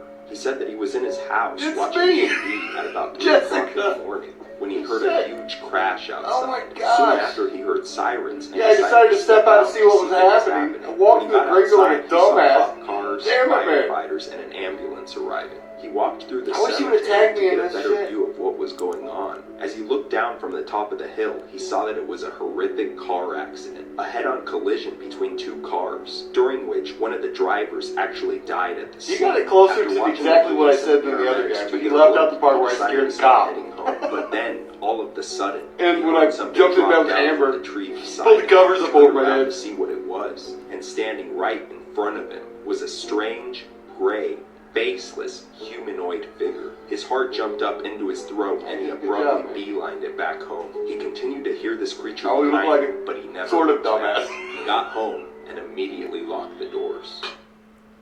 He just debunked the story, man. Like I said, watching these videos together with you guys, Seekers, you always gotta do your own research, man. He just debunked it to us in real time. So, guess that story wasn't true. It's an edit, man. Tell me if y'all expert level at spotting out the edits. I know I can't be the only one. Let's talk about one of the most disturbing final bosses in video game history. God from Silent Hill 3. The objective of the antagonist in Silent Hill 3 is to birth the new god that Heather Mason is carrying inside of her. In fact, every time you die in the game, the demon behind me named Valtiel revives Heather. They want this new god to be born no matter what the cost. By the end of the game, Heather ends up getting rid of the god inside of her. But before she can deal the final blow, the main antagonist, Claudia here, ends up devouring the god right in front of her, trying to complete the ritual. Except the ritual fails big time. The god is born prematurely, misshapen, and only half-formed, which gives Heather the perfect opportunity to finish it off for good. Fun fact, the face that Valtiel gives God is supposed to look like Alessa Gillespie. Whoa. I never knew that. That happened in A mother that game. does the most unthinkable act to her young children. Lamora Williams will spend the rest of her life in prison after she knowingly and intentionally killed her 2 toddler sons by placing them in an oven and turning it on. She was convicted of 14 charges, including murder, in the October 2017 deaths of her sons Kayonte Penn, 2, and 1-year-old Jakarta Penn. Williams contacted police claiming she found her children dead in her Atlanta apartment. Williams reported a stove on Jakarta's head, and Kayonte on the floor with severe injuries. Despite Williams' claim that a caregiver was responsible, investigators concluded she had placed the children in the oven the night before. The kid's father, Jamil Penn, called the scene as being like a real horror movie. He claimed Williams' video called him after the killing, showing his motionless children on the ground. Williams was said to have suffered from a long history of mental illness that was brought on by her father's passing when she was 19 and being a single mother of 4. After her conviction, Williams was quickly sentenced to life in prison without the possibility of parole, plus an additional 35 years. Authorities have stopped investigating the case of a brazen thief who targeted a Japanese nursery school, even though the perpetrator is still on the loose. The crime spree began a few weeks ago when staff arrived to find more than a dozen indoor shoes missing from the cubbies where staff and students change into them before entering the main part of the building, as is customary in Japanese schools. The next day, even more shoes went missing, leading authorities to set up surveillance cameras around the school. And that's when they caught the unexpected culprit in action. Security footage revealed this weasel specifically selecting white canvas shoes, possibly because they were the lightest to carry, and then running off with them into the night. While weasels are known for collecting soft materials to build cozy nests for themselves and their families, this particular shoe enthusiast showed impeccable taste, making off with 22 canvas shoes in total. Although the stolen shoes were never recovered, the children were delighted to learn that their missing footwear might be helping to keep a wild friend warm and comfortable. These days, the cubbies are protected by netting overnight, but the little weasel's shoe shopping spree has become a favorite story at the school. I'm Jen, and I post something positive every day. This is why you should never run a marathon without changing your shoes or socks at least once. Because if you don't, you're gonna end up like this guy who ran 100 miles without changing a single time. Oh, the pinkies. Oh, how do you Dude. And then committing. Change your socks, man. That's what we all took from this that clip, bro. You should change it anyway, but definitely, bro. You saw this man in 4K, man. He ran a marathon too, wasn't changing the sock. Guess you can stop, man. Or have something ready, bro. That's insane. The alleged crime. You see her loading up her car after shopping. This all happened. So that lifestyle influencer stole more than 500 $100 worth of stuff from Target. She recorded everything and then went home and posted a haul. It was said that she was scanning fake barcodes, so instead of scanning the items in her cart, she replaced them with cheaper items and scanned those instead. And I mean, we've all seen videos of people shoplifting at Target, Walmart, and all that, but the reason why this video went so viral is because not only did she steal all these items, but she was recording herself stealing, and then she went home, she did a haul, and she also did a day in the life with all the items that she stole. And the only reason she even got caught was because the footage from Target was posted on social media in hopes that someone can recognize her, and one of her followers were like, I follow this influencer on TikTok and Instagram. So they reached out, and that's how they caught her. They were able to match the footage of her stealing at Target with the footage that she took to post on her TikTok, showing off everything that she stole on that day. Now, another reason why this went so viral is because people are questioning how authentic is everything that we see on social media. You know, you see this woman who has this gorgeous house, beautiful furniture, everything just seems to be put together perfectly. And little did you know, she was actually stealing this entire time. This creator has gone back to posting but has turned off all her comments, and it just makes me wonder, how are you able to risk your life, your record, you know, your family, just to have this image on social media that is completely false? Part 7. It's a farce, bro. I've said it before, I'll say it again, man. Social media people, they want you to see things that they control. So you don't really know what's going on behind the picture, man. It's like sleight of hand. It's all a trick. Social media, bro. People seekers, man. Wake up. 79 of some of the creepiest submechanophobia things I've ever seen. This is a gigantic dragon that is in water in Efteling again. His name is Joris de Draak, which loosely translates to George and the Dragon. I don't know why. This is just the dragon. Where the hell is George? Dutch really makes no sense sometimes. But yeah, this gigantic animatronic is sitting in like this bog, in like this swamp. Someone come get Donkey and come get his girlfriend out of here. If you don't like Shrek, I don't like you. Also, bro's neck looks like a Christmas tree.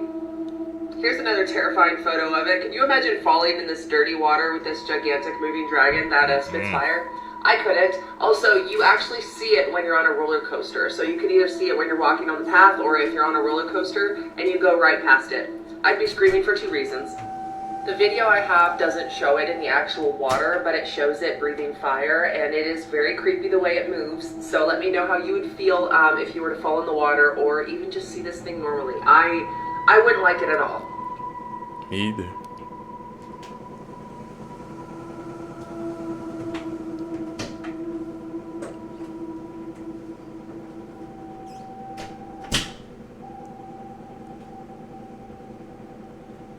It's not really affecting me though. They said some people was creeped out by it. I don't think it really got to me. It's still scary though.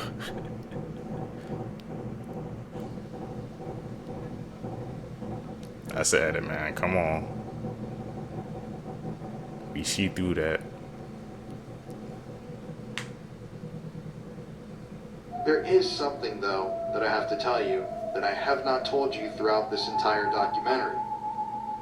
There's a reason why Nico knows so much about human sacrifice and the power of human blood.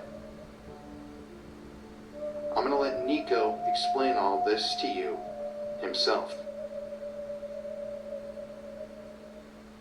I went there and he opened the door, I stepped inside, he closed the door, that's when I pulled out the handgun and I shot him in the face. He fell down and I shot him in a few other times in the skull. And it lasted 15 minutes more or less before he actually died because there were small caliber bullets. That's right, Nico is one of the most famous convicted murderers in all of France, nicknamed the Vampire of Paris because he used to consume human flesh and drink human blood. I'm Nico Clo, and I was born 52 years ago in Cameroon in Africa. My father. Liam's case Whoa. reminds me of Elisa Lam. There was an update showing the surveillance footage. This footage gives off a very strange and eerie vibe, and people are comparing it to Elisa Lam.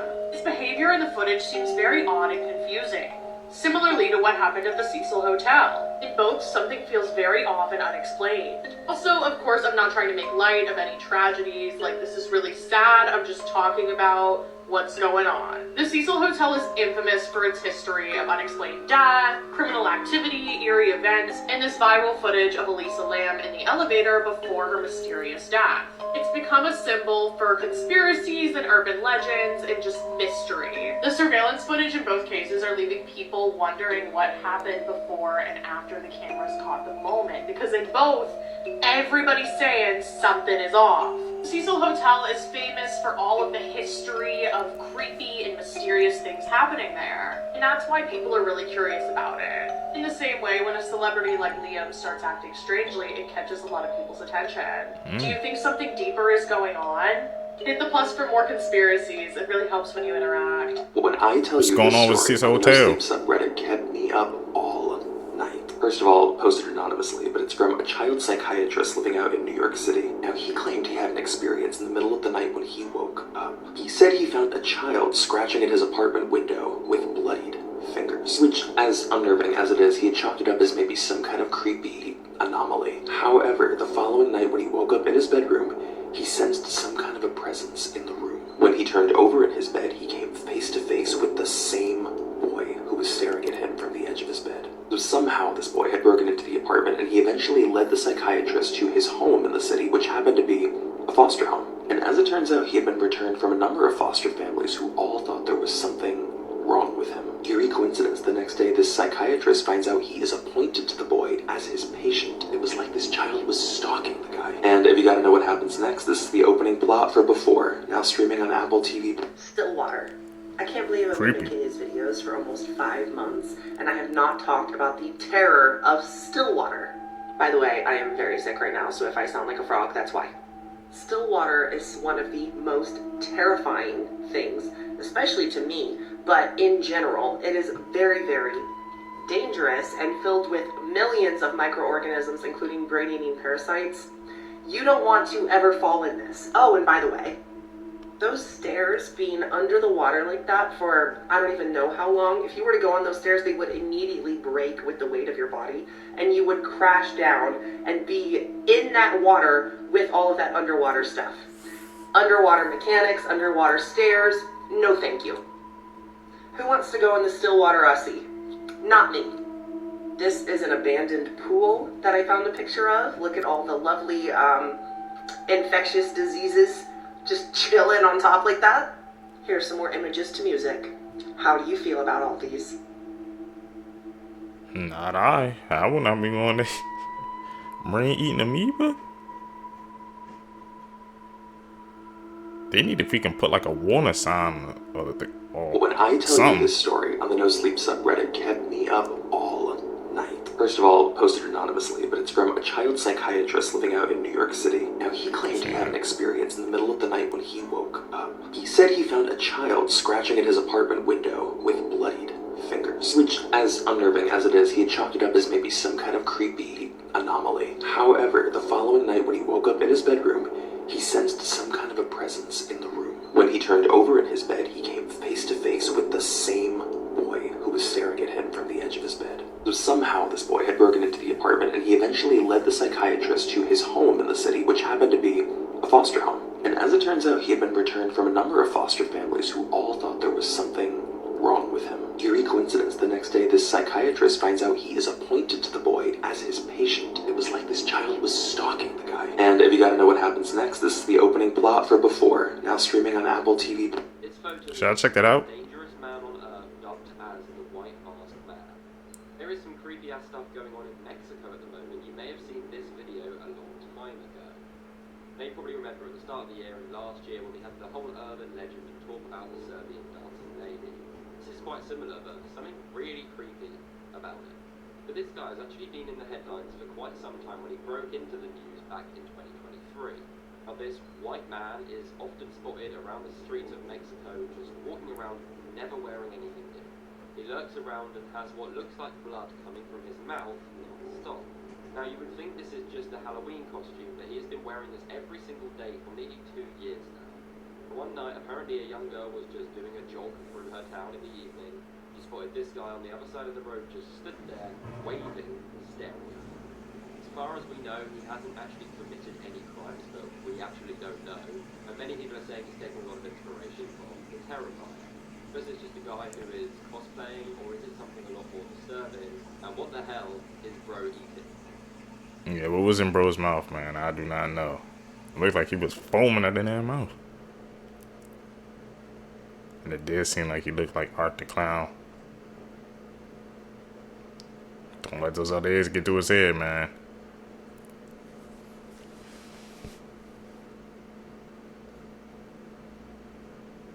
That's an edit. Crazy things happening in the world right now. This wanted fugitive from an Ohio case 20 years ago was found working as a police officer. The New Zealand airport just put a 3-minute time limit on all goodbye hugs. A couple made guests buy $300 tickets to attend their wedding. This woman ran over her boyfriend while going to couples therapy. A family was told that their daughter had checked out of a hospital, but in reality she had passed away. An Alaska Airlines flight was turned around after the pilot admitted that he was not certified to land the plane. An AI model changed its own code in order to give itself more time. A 3D printed community in Texas is almost finished. A man threatened a Burger King worker after not taking drugs as payment and got 143 years in prison. A Chipotle employee says that their boss chased him out with a gun for not taking out the trash. Utility companies in Louisiana want state regulators to allow them to fine customers for lost profits from energy efficiency initiatives. That doesn't even make sense.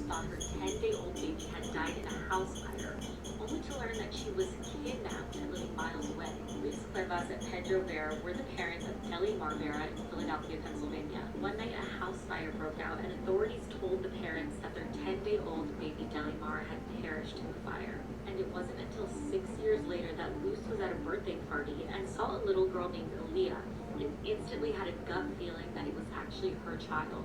Luce grabbed a strand of the girl's hair and sent it off to the police for DNA testing, which later confirmed that it was her daughter Delimar. Caroline Correa, who was a distant friend of a family member, was charged and found guilty of kidnapping and arson.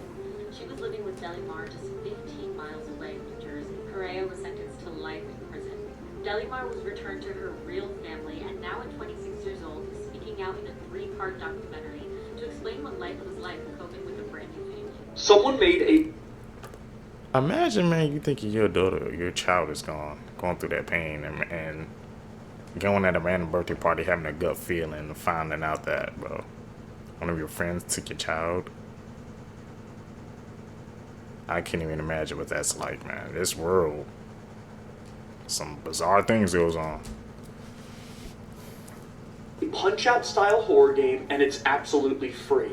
Let's talk about Porkbound. This is one of the strangest horror games I've played all year, but it actually works. And it really is like Mike Tyson's Punch-Out as a horror game. You play as a young boxer named Aaron who works on his family's pig farm. And not only is he dealing with bullies like here, he's dealing with the death of his brother. But one night, the bullies actually show up to the pig farm to further taunt Aaron. And then everything starts to go wrong. What is happening to the pigs, and why do they look like this? What follows is a series of Punch-Out style boss fights with more and more disturbing looking pig-like creatures. And when I say Punch-Out, I really do mean Punch-Out. The game plays basically exactly the same way, but as you're beating the bosses, there's a greater story to uncover. Now, I do have a full playthrough of this game on my channel if you're interested, so I don't want to spoil the story here, but the game is also free, so I definitely encourage you to check it out for yourself.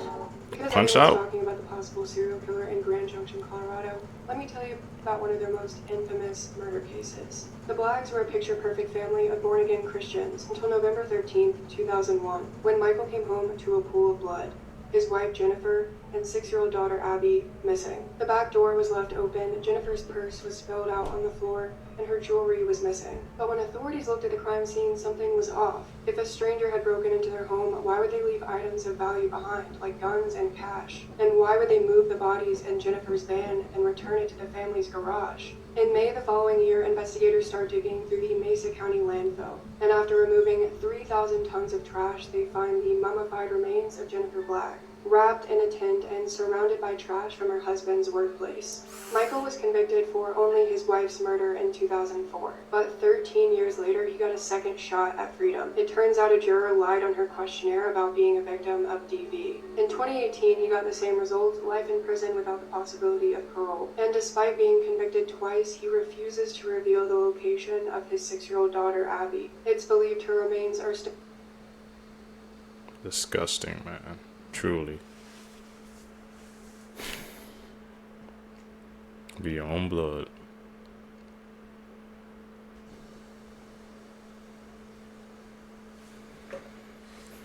Heartbreaking story. That's sad, man. The expert level. DNA test, which helped solve a cold case and put her grandmother in jail. In June of 1997, the remains of a deceased infant were found inside a campground pit toilet at the Garnett Lake Campground in Michigan. It was a toilet that needed to be cleaned by an employee, so they used a suction hose to try and clean it. That's when they realized that something had been flushed down that was causing it to be clogged, and it was a newborn baby. An autopsy was done on that baby girl, and it revealed that she was full term, so she was around 36 to 42 weeks. They had no identity for the victim, so they named her Baby Garnett. Once the local community had heard about this case, they were looking for answers because they had no idea who could have done this. Unfortunately, this case became a cold case, and they would not find answers until 25 years later. This girl on TikTok named Jenna made a Get Ready With Me video talking about how she had purchased a Ancestry DNA kit. She spat in the tube, sent it off, and got her results. And about a year later, in 2022, a police officer called her and told her that they had reopened a case from about 25 years ago and that her DNA was a direct match to the victim in the case. Police end up taking a sample of Jenna's mom's DNA. With that and Jenna's DNA, they were finally able to solve the case of Baby Garnett. With the information now that police had, it revealed that Baby Garnett was the sibling of Jenna's mom and also the deceased aunt of Jenna. Both Jenna and her mom were aware of this case because it would be rare for someone in the local community not to know about it, and I'm sure that they were very shocked to find out that they were actually related to the victim in the case.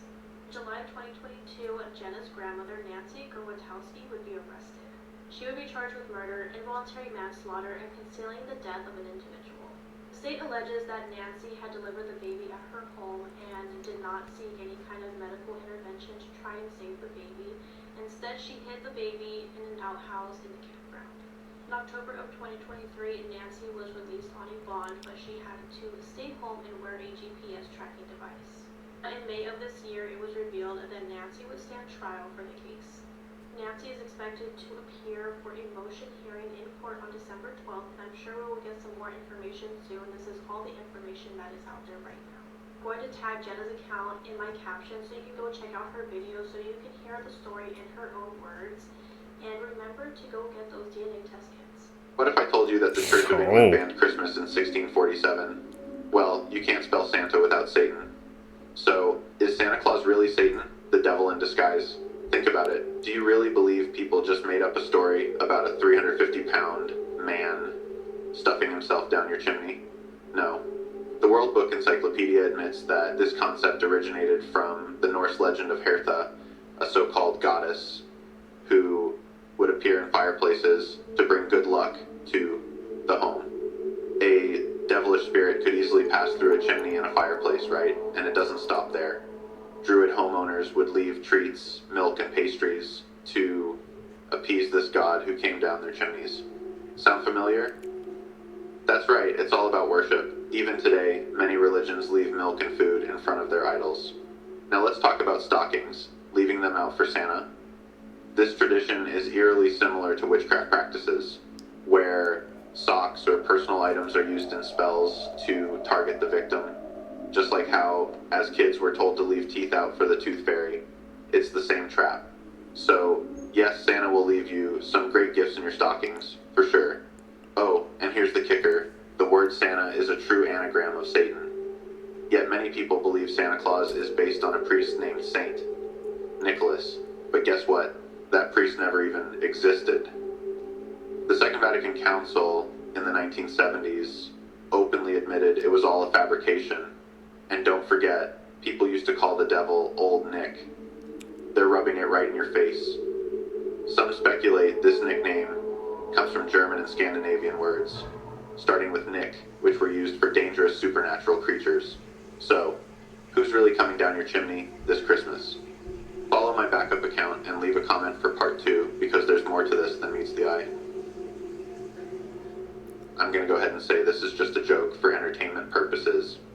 School probably didn't teach you part 3. During the 1800s, women were prescribed cocaine tampons, and many believed it to be a particularly effective treatment for gynecological diseases. Egyptian pharaohs would masturbate into the Nile River to worship the gods and keep the river flowing and prosperous. The world's oldest joke dates back to 1900 BC and is about a woman not farting on her husband's lap. Yes, the world's oldest joke is a fart joke. Famous composer Mozart wrote a masterpiece entitled Leck mich im Arsch, which translates to Lick Me in the Ass. In 1910, New Jersey Mayor Arthur Whitaker invented a spanking squad for young offenders. The ancient Romans used to use urine as mouthwash. And not only did they swish around human piss in their mouth, they swished around animal piss too. King Tut's parents were most likely brother and sister, causing the king himself to have multiple birth defects. Facts that will ruin your childhood, part 1. Before Phil Lewis, the actor, played Mr. Mosby on The Sweet Life of Zack and Cody. In 1991, he was driving while intoxicated and hit a woman, killing her, and was charged with manslaughter. In the movie The Wizard of Oz, the Cowardly Lion costume is made out of real lion fur, so the actor is inside a dead lion, playing a lion. And have you ever wondered why Plankton always wanted the Krabby Patty formula? It's because he was abused by his parents when he grew up, and he was neglected by society, leaving him with no friends. He thought that if he could steal the Krabby Patty formula, he would be accepted into society. All Plankton wanted was some friends. Here are the crazy things happening in the world right now. A man had a full-on argument with his AI girlfriend about using too many limes on the meat he was making. I will add the lime to my finished tacos. Well, fine. You do it however you want. Canada has banned access to Netflix, Prime Video, Disney Plus on all federal networks after they discovered that more than 50 different government departments were watching thousands of hours of content during work hours. A man from Kansas went on the road with a backwards driving truck and was pulled over in less than 2 minutes. If you are anyone other than my wife, you can continue watching. A new study is showing that the woman in a heterosexual relationship is almost always right in an argument.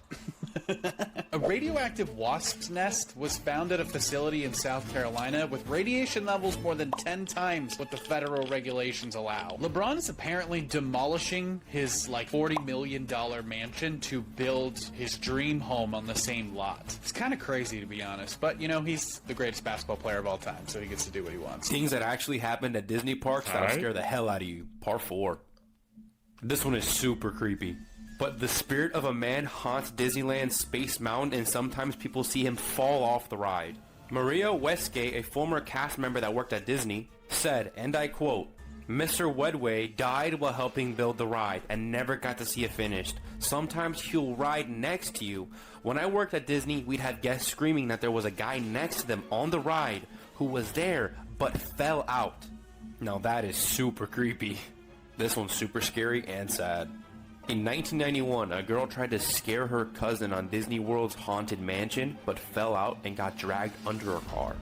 That's right, Kelly Ferguson was 15 years old when she boldly tried to jump from one car to another, but failed to nail her landing. Instead, she got caught under one of the doom buggies and was in critical condition, but did survive. Pretty cool! Wow. Man, those Disney facts, bro. Makes you want to stay away from Disney World, man. Some weird crap be going down at that park.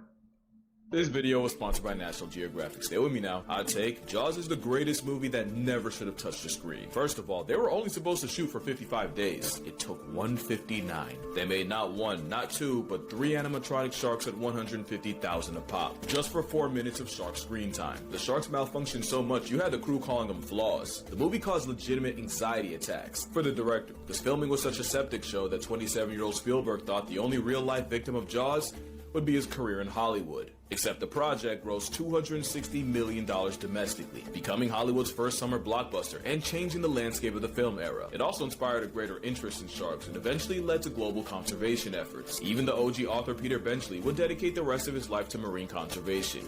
And what better time to honor that than Jaws' 50th anniversary, where you can get even more behind-the-scenes insight by watching Jaws at 50, part of National Geographic's Shark Fest. If that's something you want to sink your teeth into, it's streaming right now on Disney Plus and Hulu, but you're gonna need a bigger screen.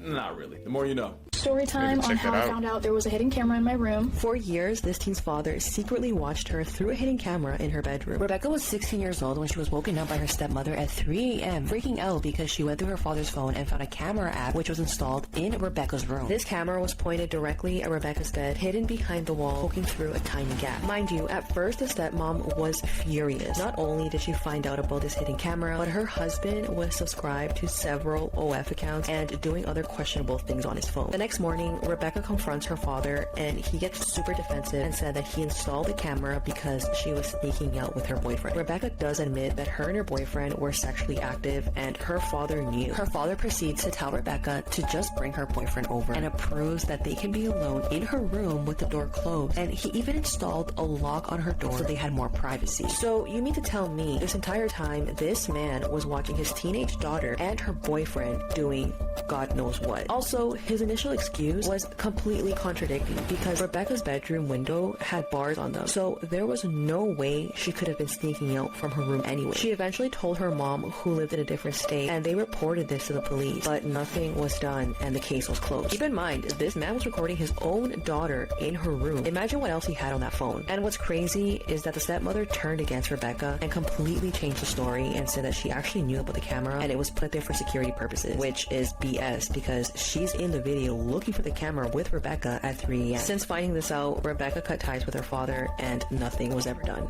Urban legend. That is insane, bro. Her father hid that camera in there,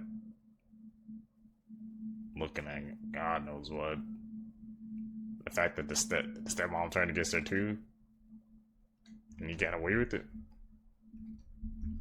From around the world. The legend of Highway Sheila, located on Higginson Highway near Chatsworth, South Africa. Here's the story. There's a lot of different versions on how she came to be, but this is my favorite. Sheila was a young girl killed in a terrible accident on the highway. Due to her untimely death, she took to haunting to get revenge on the motorist who killed her. Described as a beautiful young Indian girl with long hair, she is said to hitchhike along the highway, captivating young men with her beauty. There's been numerous accidents and deaths on the highway. They actually nicknamed it Death's Highway. Due to the alarming number of accidents on the highway, the residents of Chatsworth actually think Highway Sheila is to blame. There's even a 2014 movie about it. Which country is next? Do not watch this video if you're eating. This man was found with buckets of human remains in his basement. One prosecutor called this case one of the most bizarre investigations he's ever had in 33 years. Police in East Pennsboro Township were stunned when they got a call advising them that there was a man hoarding human remains. The caller stated that the individual had been keeping buckets of human skin and organs in his basement. The officers turned up to the house of Jeremy Pawley in June 2022 and confronted him. They were obviously incredibly concerned over what they might discover. As they knocked at his door, he told police that he was a collector. Police found 15 to 20 human skulls and skeletons that were being stored in the man's basement. He said he had legally purchased these items and he had a website which stated, "Remember you must die." The website also claimed that Jeremy's basement is some sort of museum and there's a picture on there showing human fetuses in jars. This is absolutely horrific. Police recovered 3 5-gallon buckets filled with body parts, including human skin, fat, a heart, kidney, 2 brains, 2 human livers, lungs, and a child's mandible with teeth. He was arrested and was charged with He was arrested and charged by police with abuse of a corpse, receiving stolen property, and dealing in proceeds of unlawful activities. He was given 2 years of supervised probation, and he's also awaiting sentencing after pleading guilty to buying and selling stolen human remains. This teacher slept with an 11-year-old and then gave him a Friends with Benefits bracelet. 42-year-old Allison Kranick, who worked at a school in Connecticut, has been accused of having a sexual relationship with an 11-year-old boy. The boy said that Allison forced him to sleep with her multiple times, and many of those times were in her car. They first communicated through iMessage and Snapchat, but then changed it up and moved the conversation to Discord when Allison found out that the child's parents monitored those apps on his phone. The boy also said that he snuck out of his house at least 14 times at 1 a.m. and 2 a.m. to meet Allison. She then made the boy a beaded bracelet with the acronym BFFLWB, which stood for Best Friends for Life with Benefits. And then Allison told the boy not to tell anyone she gave him the bracelet, and if someone asked, to tell them that it meant best friends forever for life or better. After 2 months of this going on, the boy ended the relationship and eventually told his family. And by the way, Allison is also married and has 2 young children of her own. She was charged and is being held on a $500,000 bond. She's disgusting, man. I don't know. What if I told you that all of the world's most powerful people are in some kind of cult? Now, I know you're thinking, whoa, whoa, whoa, hold up, Jamal. What are you going on about? But just hear me out. This is mental. Right, so to start off with, we all know who the Illuminati are. No one knows if they're real or fake or what really is going on. But of course, the most common theory is that these people are higher than the government and are actually controlling the world almost. Now, here's where things get crazy. This place right here is known as Bohemian Grove. Now, the general public are not allowed into this place. It is always cordoned off, but even if you did get in there, you're not going to see anything. Because what happens there only happens once a year. Now, once a year, all of the world's most powerful people, including leaders, all go and meet at this place for some kind of undercover meeting. No one knows the topics and nobody knows what goes on here. The evidence we do have suggests it's something very odd. There's a large statue in the middle, almost like a cult symbol, and in the evening it appears there's some kind of ritual. No one knows what happens there once a year. The theory is, though, it's something to do with the Illuminati. Bohemian Grove. I've seen some video clips on that. Creepy historical photos that will haunt your nightmares, Part 3. Back in the day, plague doctor outfits used to have extremely large noses, which held herbs and other nicely scented items which were believed to ward off the bad air which contained the sickness. The man who took this photo was Harvey Gladman, a serial killer in the 50s who posed as a professional photographer in order to lure models into his home. He then tied up, photographed, and strangled them, and was known as the Glamour Girl Slayer. Violet of Edinburgh was voted the scariest woman alive in 1882 and 1884. She was a part of a vampire group in the UK, where its members would summon the dead and have to donate their blood in order to get in. This is Mrs. Shalafo, who faced poverty and was evicted from her apartment in 1948. She then had to sell her 4 children on the streets of Chicago. That is wild. Y'all saw that sign?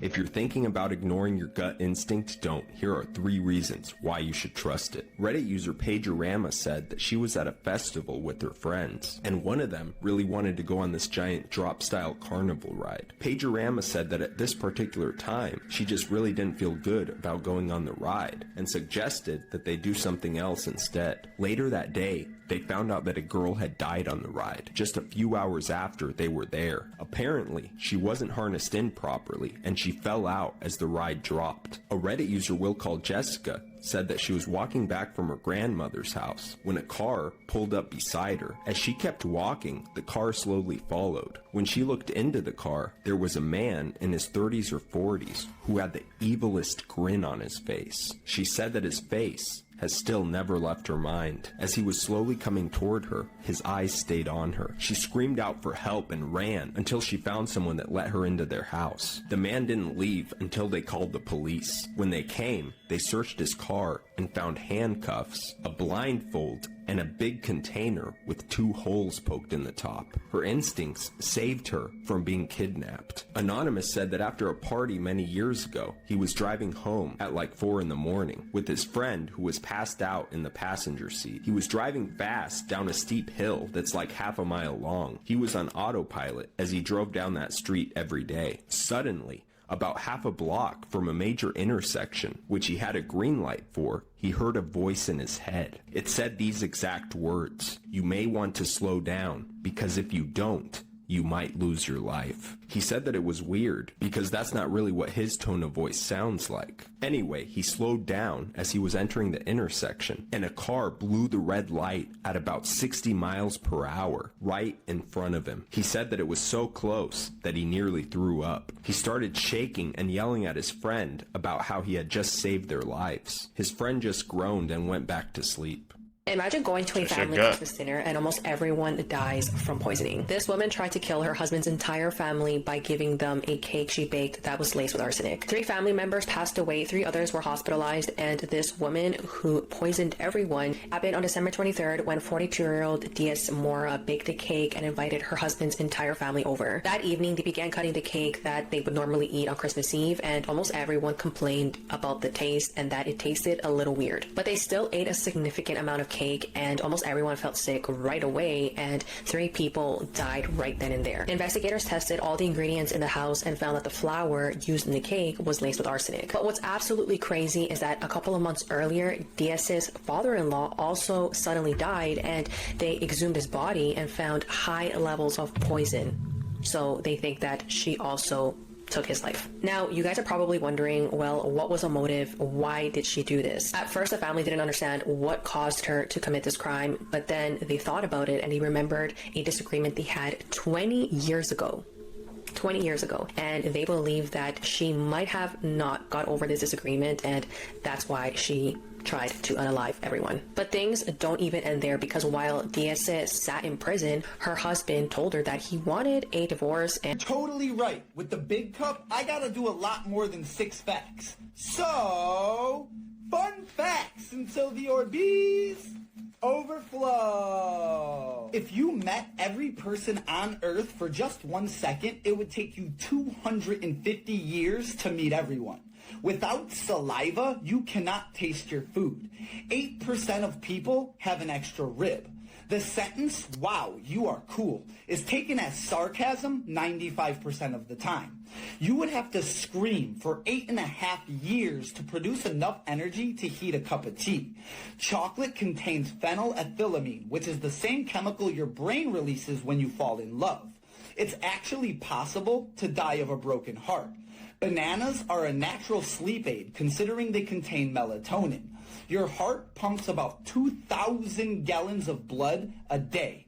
Most lipstick contains fish scales. And it looks like I'm out of time. Follow for more fun facts. She was so evil, grass won't even grow on her grave. Trigger warning. In 1905, in Pineview, North Carolina, a little girl was born and named Jeanette. Jeanette's mother said, "It was summertime. We were out cropping tobacco when my water broke. My husband and father rushed me to the backer barn where we delivered our baby, whose cord was wrapped around her neck. She wasn't breathing. She was turning blue. My father took the goat hoof shears and cut the cord from around her neck, and that was when she took her first breath. From that point on, I called her my little miracle, but I had no idea just how much of a demon that child really was." Now, despite her family loving her and supporting her in every way, they noticed that Jeanette was displaying some very concerning behavior. Something was wrong with her. Jeanette began abusing animals and other children, and at 4 years old, she threw her baby cousin out of a window, permanently disabling him. At 7, she stole razor blades from a store, broke them up, and put them in her mom's food, but luckily her mom found them before she ate it. She lured a little boy out to the creek bridge, pushed him off the bridge, broke his leg, and left him there. He wasn't found until 3 days later. So, of course, all throughout school, Jeanette was a big bully, and she was constantly beating up and threatening other kids. By the time Jeanette was 9 years old, she had a long history of killing family pets. She killed 5 dogs, 6 cats, 4 goldfish, 17 rabbits, 7 hamsters, and 2 parrots. Why in the hell would her family keep giving her more pets? They were enabling a serial killer. Jeanette was 10. She lured 2 of her cousins and their dog out in the woods, and she's all 3 of them. The 2 cousins did survive, but the dog didn't, and she stole his tail. They never found it. They were kicked out of church after Jeanette was caught stealing money from the collection plate and feeding it to the toddlers in Sunday school, and she was also caught choking 2 other children. She couldn't be left alone with anyone. Jeanette's mom said, "For whatever reason, I felt like I messed up with Jeanette. So when she was 10, me and my husband began trying for another child." Why would you bring another child around this demon? When Jeanette was 12, we had our son. Dark things Disney doesn't want you to know, Part 4. Today, let's talk about the mysterious disappearance of Rebecca Corium. Rebecca Corium was a 24-year-old worker on the Disney Wonder cruise ship. On March 22, 2011, while working on the cruise ship, Rebecca disappeared without a trace. This is one of the last photos taken of her, and it was from CCTV footage. At 5:45 a.m. that morning, footage revealed Rebecca talking on the phone with someone. She seemed visibly distressed. Now here's where it gets twisted. Many people believe that Disney knows exactly what happened to Rebecca, but are trying to cover up this whole thing. Let me explain.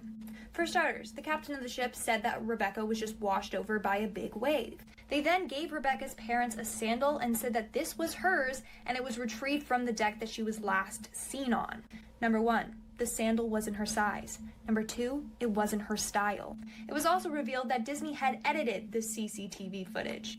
Check out part 2 on this case for more information. Today I'm going to show you one of the scariest things on the internet. When is the last time any of you guys have actually checked your spam folder? Well, today I got really bored and I was checking my emails and I clicked on my spam folder and I came across this. This is a spam email and it is basically threatening me that if I don't send $1,300, they're going to ruin my life. Firstly, I already know you and all of your loved ones very well. Secondly, the occasion for which I'm writing to you is not the happiest one for a friendly greeting. The next part of this email then proceeds to tell me that it has access to my webcam and that it's been monitoring my activity for the last few months and I've been up to some not good things. Apparently, I've been watching a highly controversial video, they recorded it. Then they proceed to tell me that they have access to my entire contact list and they're going to be sending this controversial video they recorded of me to all my friends, colleagues, and family. Here is the bad part. I can go further and put all of these files as well as the recorded fun of you and your hacked contents with hardcore videos. Then they proceed to say, send me $1,300 and I won't send it. Well, they got me really interested. Because I was like, there's no way people are actually dumb enough to fall for this scam, right? They have made a total of $4,547. So that makes me wonder, what type of videos are these people who are sending the money watching? Look, I'm not telling people to do this, but they've made about $5,000 in like 4 days. Not that bad. But the real question is, what type of videos were these people watching where they felt scared enough to actually send the money? Be sure to like and follow for more videos tomorrow. This little boy lost his life by treadmill due to his father. So this man is currently on trial for this. So I just watched the video, and on the video, the little boy seems to be walking for a long time. The father walks over, speeds up the treadmill while talking to the little boy. Then he speeds it up some more. Then he inclines it, and the little boy is struggling. You can see his little legs just going as fast as they can to keep up with the treadmill. Like he's full on sprinting, and at some point, he can't keep up, and he falls off. Like he just rolls off the treadmill and hits the ground. The father picks him up, tosses him back on the treadmill, bites him on top of the head while holding him down on the treadmill and making his feet keep up with the speed. As soon as the father lets him go, he rolls off the treadmill again, bumps his head, hits the floor. He jumps up, gets back on the treadmill, tries to keep up with it again, falls. He repeats this about 3 or 4 times. That's where the father is biting him on the head right there. So eventually the father does slow the treadmill down and brings the incline down, but he makes the boy continue to run. So the father and the mother does have like some type of joint custody, shared custody type of situation, I guess. And the mother is the first one to report the injuries to Child Protection. And she tells him to take their son to the hospital, and he does. While at the hospital, that's when the little boy revealed that his father made him run on the treadmill because he was fat. This little boy is little, even if he was fat. And so the next day when they wake up, the little boy is stumbling, he's slurring his words, he's nauseous, so he does rush him to the hospital.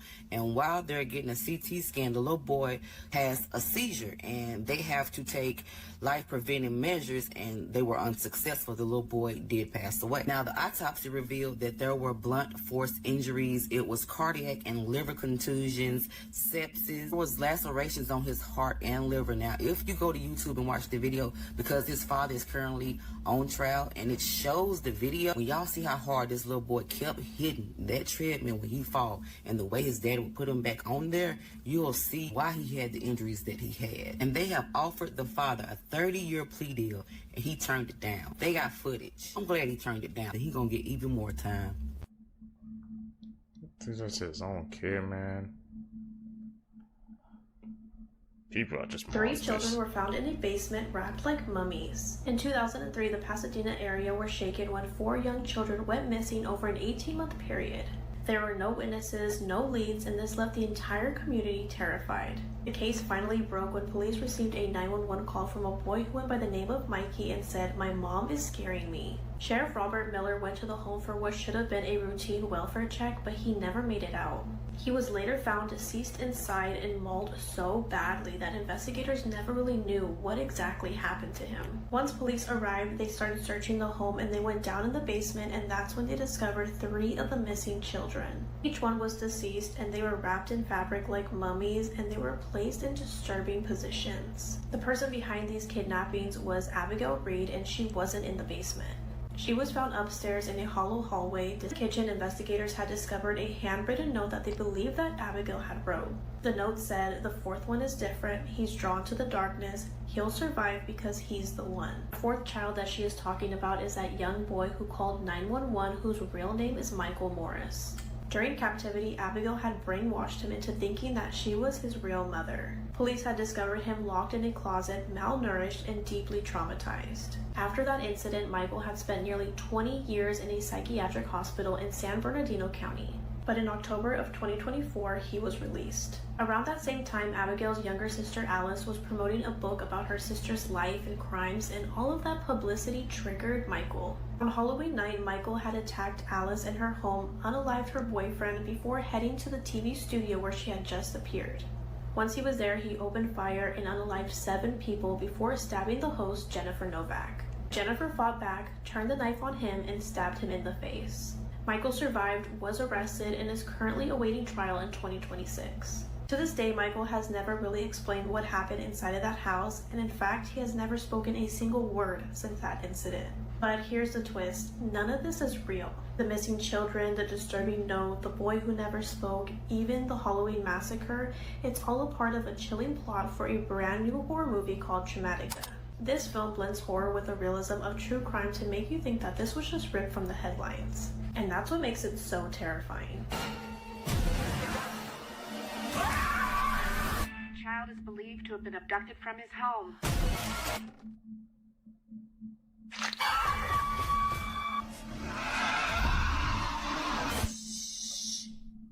Don't make a sound. If I can hear you or see you, then the monster will come and get you. You look nervous. Dramatica hits theaters September 12th, so let me know if you're gonna go see it. I mean, give me scary vibes, bro.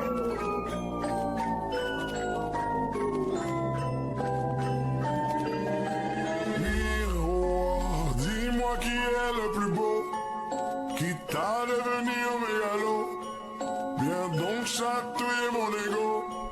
Allez, allez, allez. We ain't going to sleep. Not with you looking like that, bro. Body of water. Mermaids do not just live in the oceans. Let's talk about it. So I've been seeing a lot of people in my recent videos when I talk about the mermaids that was in a dam or in a river in Zimbabwe, and a lot of people was like, well, Zimbabwe is landlocked. How can these mermaids be there? There's no sea. Well, they don't have to just inhabit the sea. Mermaids can live in any natural waters, which includes rivers, lakes, springs, dams. If you want to be honest, I've heard more stories about these mermaids being in the rivers than in the sea, if you want to be honest, especially in these different African countries and Caribbean places. Like in Jamaica, they call them river mama.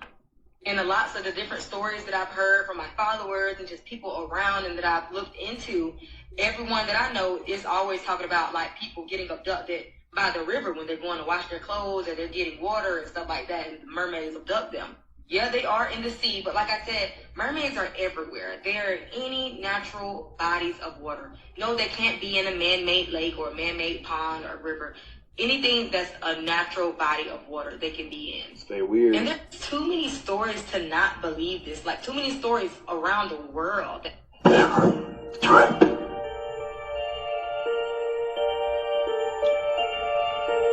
time travel?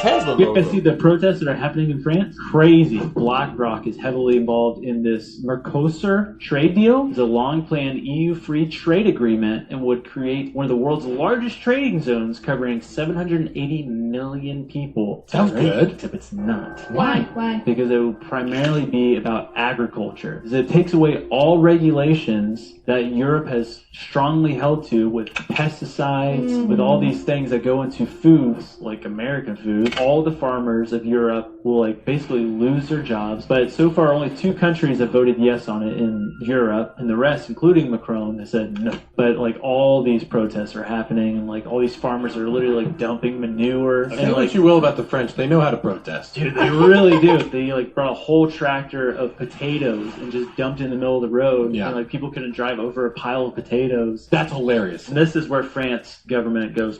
So there's multiple layers to why these farmers are protesting. There is this cow disease going around France and other European countries right now. It's literally called lumpy skin disease. Oh, goodness. It's like a less than 5% fatality for these cows, and it doesn't spread to humans. France and other European countries, if one cow has this disease, they'll come in and kill all your cows. Does it affect their meat, I guess? No, it doesn't. So they're just taking advantage of the situation. Yes, but that BlackRock is heavily involved in this agriculture and the cow stuff. So like BlackRock, they're buying these companies, so they basically want to be the providers of food for Europe. Dude, Of for course, real. Like, of I course. know that own that's all the happening. farmland Because it's they're- already happened here. They're already done with us because it's happened. Yeah. And Onto the that's- French. It's scary, bro. All that All right, control. flat earthers, there it is. This old map right here says it all. Follow now because we're about to show you some craziness that all says flat earth. So we start off right here. You see where it says circular Antarctica. Yep. Which means it circles everything. Like our entire area. Now, here's another cool, crazy thing. When you zoom into the middle here, It's the core. Incognito Landia, in the middle of our realm. Another interesting one. And then one more I'm going to share with you that I just found still doing some research here and getting stuff translated. I'll show you more. But if you go over here where we have Africa, right? Check this out. Yeah. What are these places? All these little islands.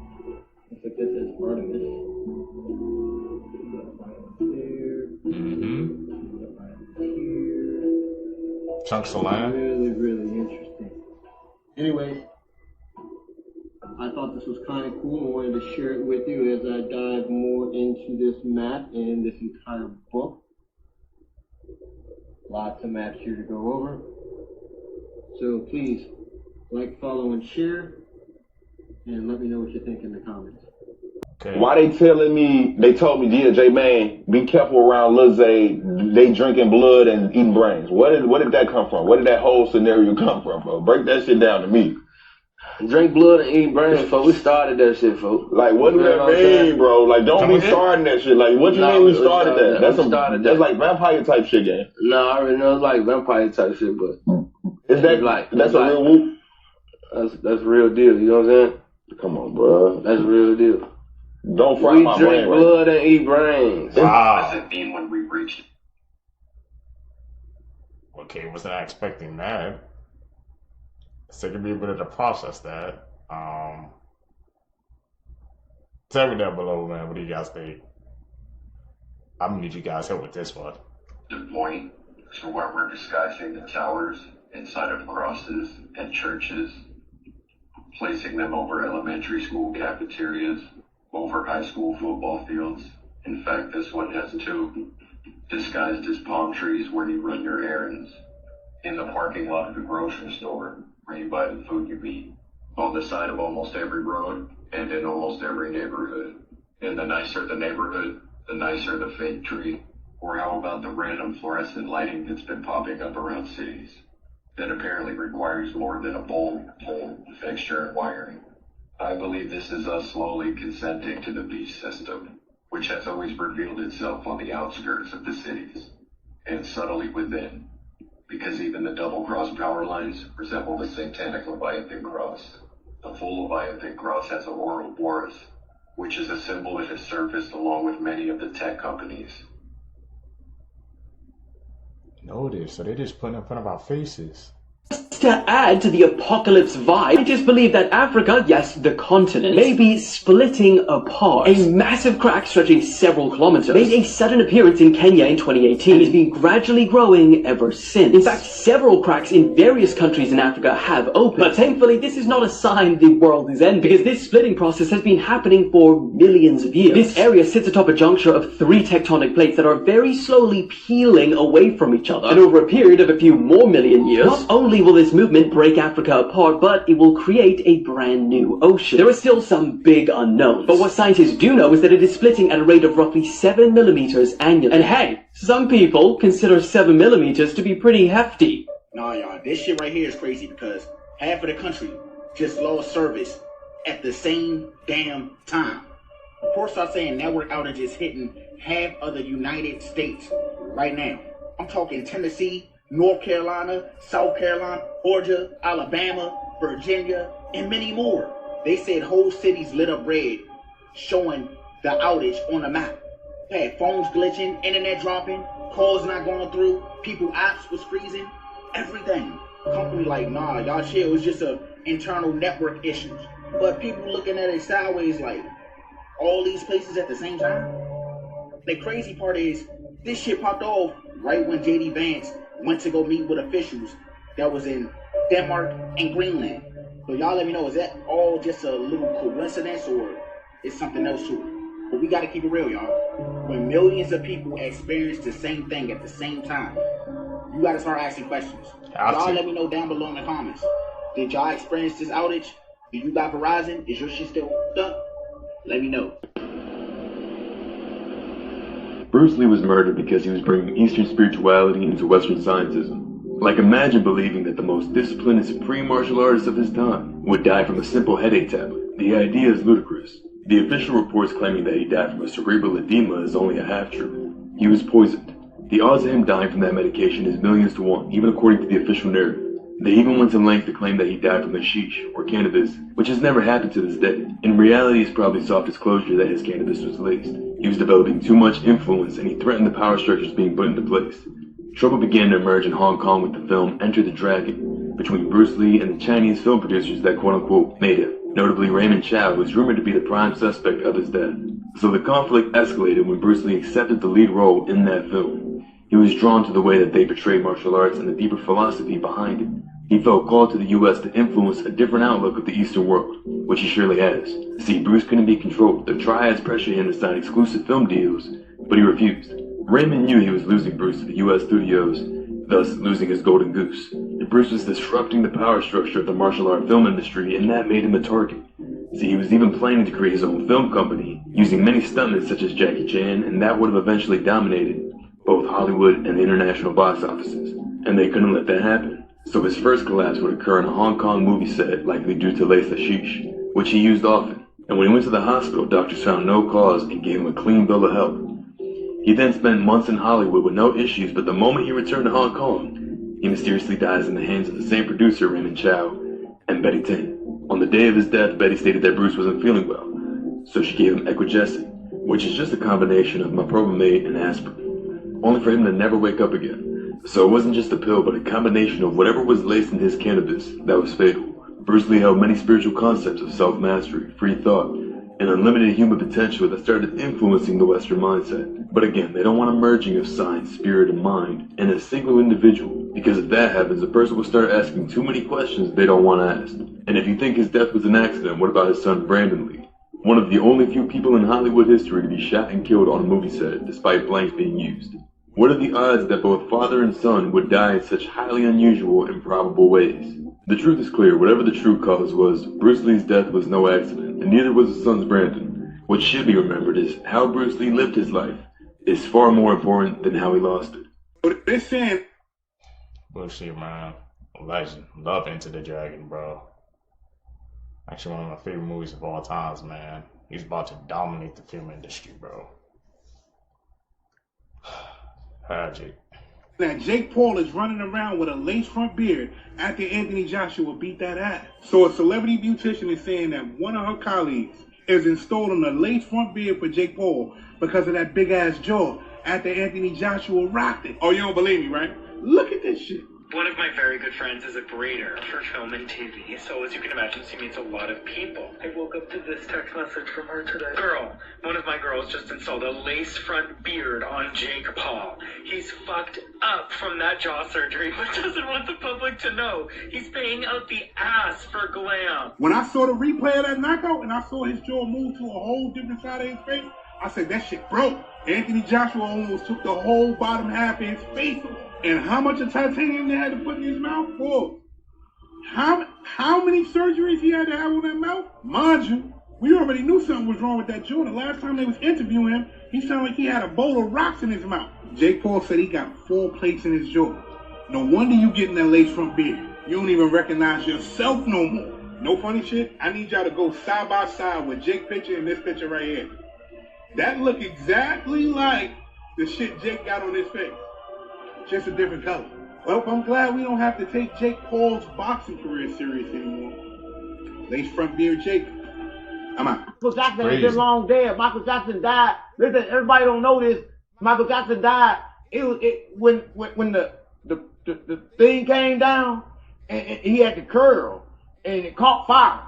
And everybody thought he lost pigment in the skin, but he lost his life. And they replaced it with a white one. That's why he came out with the song, It Don't Matter If You're Black or White. That's what I want. Did you notice the terrifying shadow on the wall? When Cynthia Erivo played Jesus, no one realized she received free punishments for blaspheming God. Cynthia completely subverted the role of Jesus. In the musical Jesus Christ Superstar, Cynthia didn't just reinterpret the role, she completely flipped the image of Jesus. She changed the gender and then stepped onto the crucifixion scene, wearing long razor-sharp nails and oversized glittering earrings that threw off the entire tone. People were confused, but what happened next was genuinely disturbing. First, during the crucifixion moment, Cynthia suddenly went weak, so weak she couldn't stand on her own. Adam had to step in fast to catch her. This wasn't part of the show. You can literally see 2 security guards positioned right behind her, ruining the stage silhouette and clearly there to prevent a real medical emergency. Second, her shadow on the wall changed shape in a way that looked nothing like her real body. Fans slowed down the footage frame by frame, and the outline looked strangely distorted, almost like a warning that mocking something sacred invites something dark. Third, her hands showed something unnatural. People used to joke that her big hands were just long nails creating an illusion. Not this time. When you zoom in, her fingers look like they're actually elongating, thin, stretched, and wrong. At this point, even people who aren't religious are saying this production has crossed way too many lines. Maybe it's time someone stepped in and stopped this performance for good. They playing in our fucking faces right now. And I'm getting disgusted. There's no way you would think to go this way. No, count me out. Go that way. Where land is. Why drive car where boat go? Why even make road where boat go? Now where is this place, bro? Cause remind me not to never ever travel abroad, because the farther you go, the more spooky it gets. Yes, this is another conspiracy. This is a conspiracy because how the fuck did you build concrete where no ground plug go? How the fuck did you build this to where it's stable enough to handle 40 diesels? Good question. 5 o'clock traffic in Dallas. That bitch is sinking. I see the traffic light. The traffic is light because, yeah. At this point, y'all, just stay inside. Just stay inside. Because people don't even know what to believe in anymore. So now we've got different sightings of recordings of what people are calling frogmen in Mexico. Now, I don't know why these things are popping up and appearing in different parts of Mexico, but this is very unusual. My question is, who is recording these things? Steven Spielberg? I mean, this thing has its own lighting and everything. Now, I'm not saying it's not fake, but it seems like the whole internet is eating this thing up. But didn't we just go through this, y'all? Where are they fighting these things? And why is it raining in one spot, but not the others? Look at this. Good catch. What do they got going on in Mexico? I mean, what is going on in them deep underground bases? Now, didn't we just go through the same thing with that parasitic plant that fell out of the sky in Peru, and that guy was making it seem like it was a big deal that it came from space, but just created in the lab? All I'm saying is, y'all, there is something big brewing behind the scenes. P. Diddy, parasitic plant, Frogman, Epstein files released, and I feel like there's going to be a lot more coming. In fact, I don't even think we're going to get GTA 6, because this is GTA 6. And what do you think about this video being AI, man? Let me know down in the comments below. The shit is here. Nangtani was once a living woman who experienced a tragic fate near a banana tree, often due to dying during childbirth. This unfortunate event bound her spirit to the banana tree, leading to her transformation into a ghostly entity. Nangtani's appearance is both enchanting and haunting. She is portrayed as a beautiful woman, dressed in traditional Thai attire, with long flowing hair. Yet, her true nature is revealed by her greenish complexion and the eerie fact that she hovers slightly above the ground, rather than walking like a living person. This ghostly apparition emerges during the nighttime, particularly on moonlit nights. She is believed to wander near banana groves, emitting unsettling sounds that mimic the rustling of banana leaves, or even the sound of a crying baby. These mysterious and unsettling noises are said to send shivers down the spines of those who hear them. Have you ever heard of the Thai urban legend of Nangtani? Nangtani was once a young woman who tragically lost her life during childbirth. Following her untimely death, her spirit became bound to a banana tree, transforming her into a ghostly presence that continues to haunt certain areas of Thailand. Described as a beautiful and enchanting figure, Nangtani appears dressed in traditional Thai attire, adorned with jewelry and radiating an otherworldly aura. Her ethereal appearance masks her vengeful nature, as she seeks to maintain a connection with the mortal realm.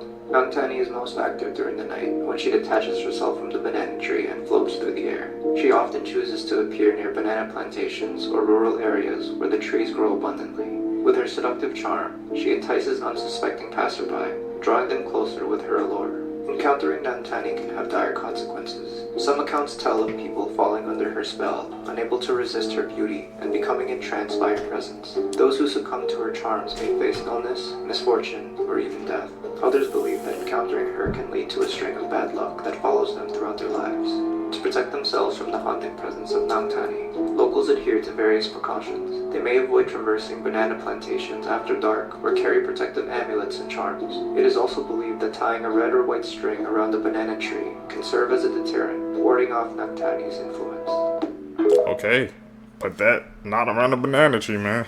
Have you ever heard of the Thai ghost story of Maynak? Maynak is a haunting and captivating Thai ghost story that has captured the imagination of generations. The legend unfolds during a period of war and centers around the love between Mak and Nak, a devoted couple facing separation due to Mak's military service. Nak becomes pregnant in Mak's absence, but tragically, she dies during childbirth. However, Nak's love for her family is so profound that her spirit remains tethered to the earthly realm. When Mak returns home, he is overjoyed to be reunited with Nak, seemingly unaware of her supernatural state. Despite the warnings of neighbors, who recognize Nak's spectral nature, Mak persists in living with her. Eerie occurrences begin to disturb their seemingly idyllic life, prompting Mak to eventually uncover the truth of Nak's death and her ghostly existence. Fearing for his safety and that of their child, Mak seeks the assistance of an exorcist. With the exorcist's guidance, Mak and a group of villagers perform a ritual to capture Nak's vengeful spirit. The ritual succeeds, containing Nak within a pot. To ensure her spirit remains in prison, the pot is submerged in a canal. The story of Maynak delves into the themes of love, loyalty, and the supernatural. It has been a wellspring of inspiration for Thai literature, cinema, and other forms of artistic expression. This timeless tale speaks to the enduring power of love and the lengths to which individuals will go to protect their loved ones, even in the face of death and the unknown. So my man, he was living with the whole ghost, man. I had to call an exorcist and say, no more, bro. Wow. Interesting story. Is that like Thailand's like first exorcist? Phi Lang Kluang, the hollow-backed ghost. Phi Lang Kluang are ghosts in the south of Thailand. These spirits are said to be particularly prevalent in the southern regions of Thailand, where they are believed to reside near waterfalls and in cool, secluded places. These supernatural beings are known for their distinctive and unsettling characteristic, a hollow or gaping wound that runs through their bodies. When they initially interact with humans, Phailong Klong may appear normal. However, their true nature is revealed when they ask someone to scratch their back. Upon doing so, the shocking sight of a hollow wound filled with maggots, worms, and millipedes becomes apparent. Did you know that the Naga is a serpentine dragon-like creatures often depicted with multiple heads? Nagas are believed to be protectors of water sources and are commonly found in Thai temples and religious art. Global Tales of Terror, Kamanthang. In this series, we will explore some of the most spine-chilling and hair-raising urban legends from around the globe. From the Japanese Kukusekana to the Mexican La Llorona, we will delve into the origins of these legends and the stories that have made them so terrifying. Okay.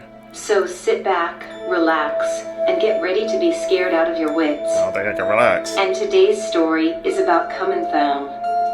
Kamanthang is a household divinity of Thai folk religion. It is believed to bring luck and fortune to the owner if properly revered. Kaman, or Kamara, means sanctified young boy, female Kamari. Thang means golden. The origin of making Kamanthang seems to be found in the folk legend Kunchang Kunfain, which is based on the life of a soldier in the Ayutthaya era. The story goes that Kunfain, a high-ranking soldier close to the king, earns the favor of a powerful sorcerer. The sorcerer takes such a liking to Kunfain that he offers his daughter in marriage. Kunfain discovers that his wife has been commanded by her father to poison him, and in a vengeful rage, Kunfain cuts his own child out of his wife. With the bloody fetus in hand, Kunfain performs black magic rituals on it to bring it to life. I'm interested in hearing about the urban legends that keep you up at night.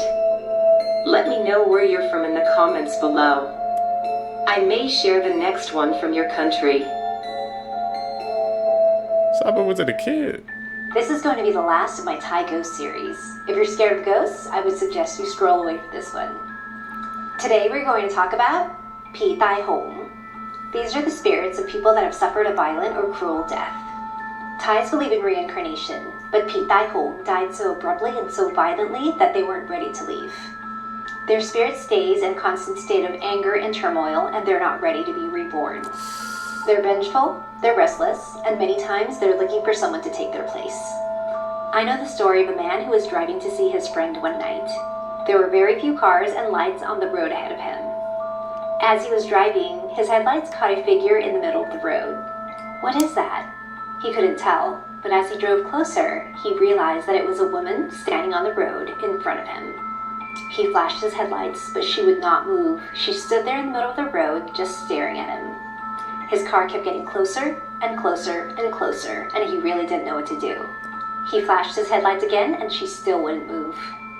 He got even closer, and at the very last minute, he decided to swerve and go around her. As he drove off, he saw her still standing in the middle of the road. He turned the corner and got to his friend's house. He then told his friend about the woman that he saw in the middle of the road. "It's a good thing you swerved," his friend said. "There was a woman that died there a few weeks ago in a horrible, horrible accident. People say she's just waiting for someone else to die there and take her place." Damn, okay. Some chilling It's ghost obviously stories. a bit of a horror story from living in Thailand, right? So, I don't recommend doing this, but night out, one of my friends was on a couple of years ago. Basically decided to get on the Charlie. Got a nice little bag. Got it delivered from outside, from one of the brothers. Basically went back in the pub. Came back out of the pub. Not too long after, police were waiting for him. Knew who he was. Knew what he had. Game over. Took him down to the police station. Obviously then the negotiation carried on. What you've got there is a possible fine of quite a substantial amount of money. So this fine was initially started at 200,000 baht. Obviously it didn't have 200k. So it led to a bit of problems. Had to call my old boss down, who basically bailed him out and managed to get the fine down to 100k, which he had in cash out of the bank. So moral of the story is, don't do it. if you are gonna, careful where you buy it from. Yeah, so in the end ended up with 100,000 baht debt to the boss, or he would have been in jail for a long, long time. What was he doing, bro? And that has to be one of the nicest boss I've ever heard, man. Bailing out your workers for like 100K. Because you know, man, anywhere else, that ain't happening. Ring, ring. Hello, boss. I'm in jail. How much they need? How much did you bail? 100K? Click. I don't know what the hell he was doing in Thailand, but I won't be doing that. You must have been doing something. Hey, what's up? I want to share a travel story with you that I experienced 4 years ago as an 18-year-old, fresh out of high school, little baby 18-year-old, where I backpacked Thailand with 2 of my best friends. So this story takes place on the dark streets of Bangkok at night as a very drunk 18-year-old. Before I start, I hate Bangkok. I will never go back there, and this story will probably explain why. Okay, so before I start the story, I want to say always trust your gut, especially when traveling, and try and imagine yourself as an 18-year-old in this scenario, this situation, and see what you would do. So it's our 3rd day in the country, and we wanted to go clubbing. We'd never gone before. We were set out to do it, and that's what we did. So nighttime comes, and we're looking for a taxi to take us to this giant club.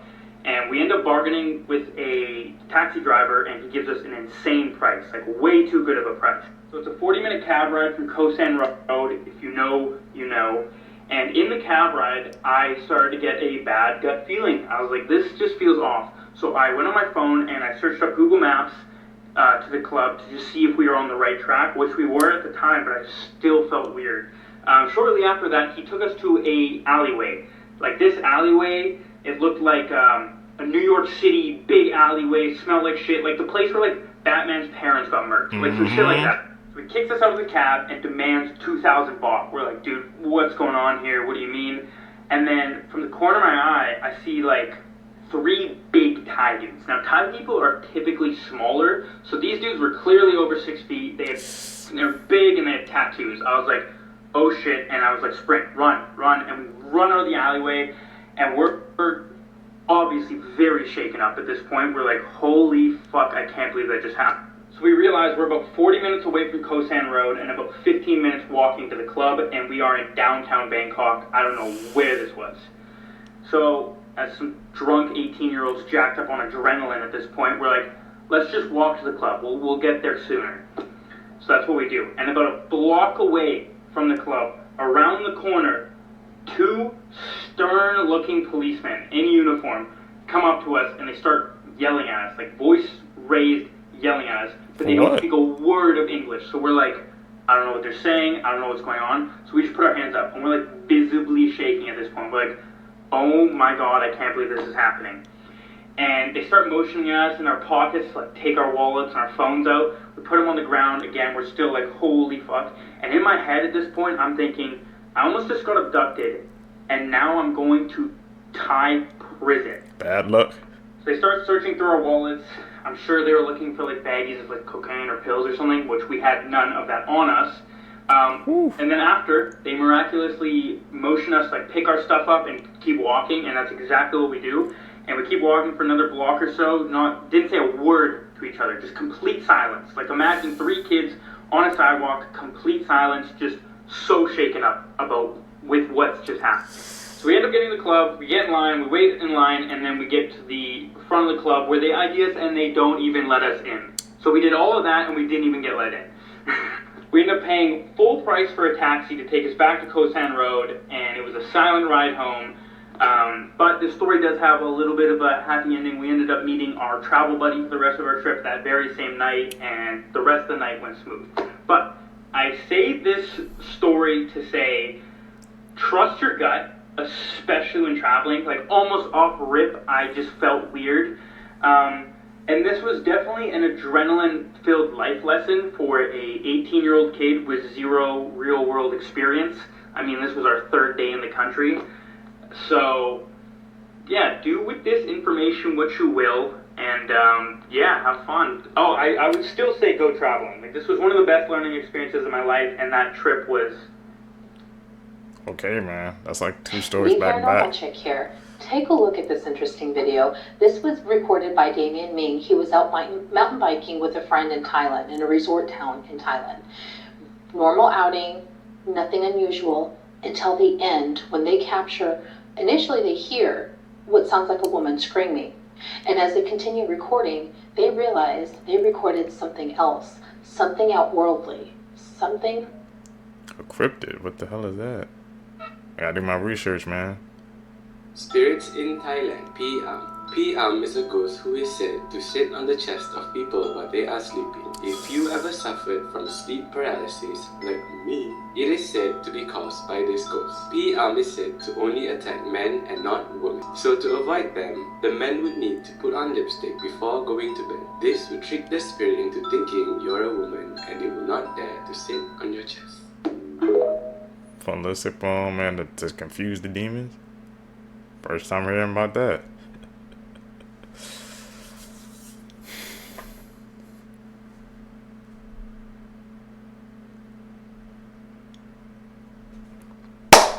Seekers, if you guys made it with me to the end of the video, you're a true seeker seeking the truth.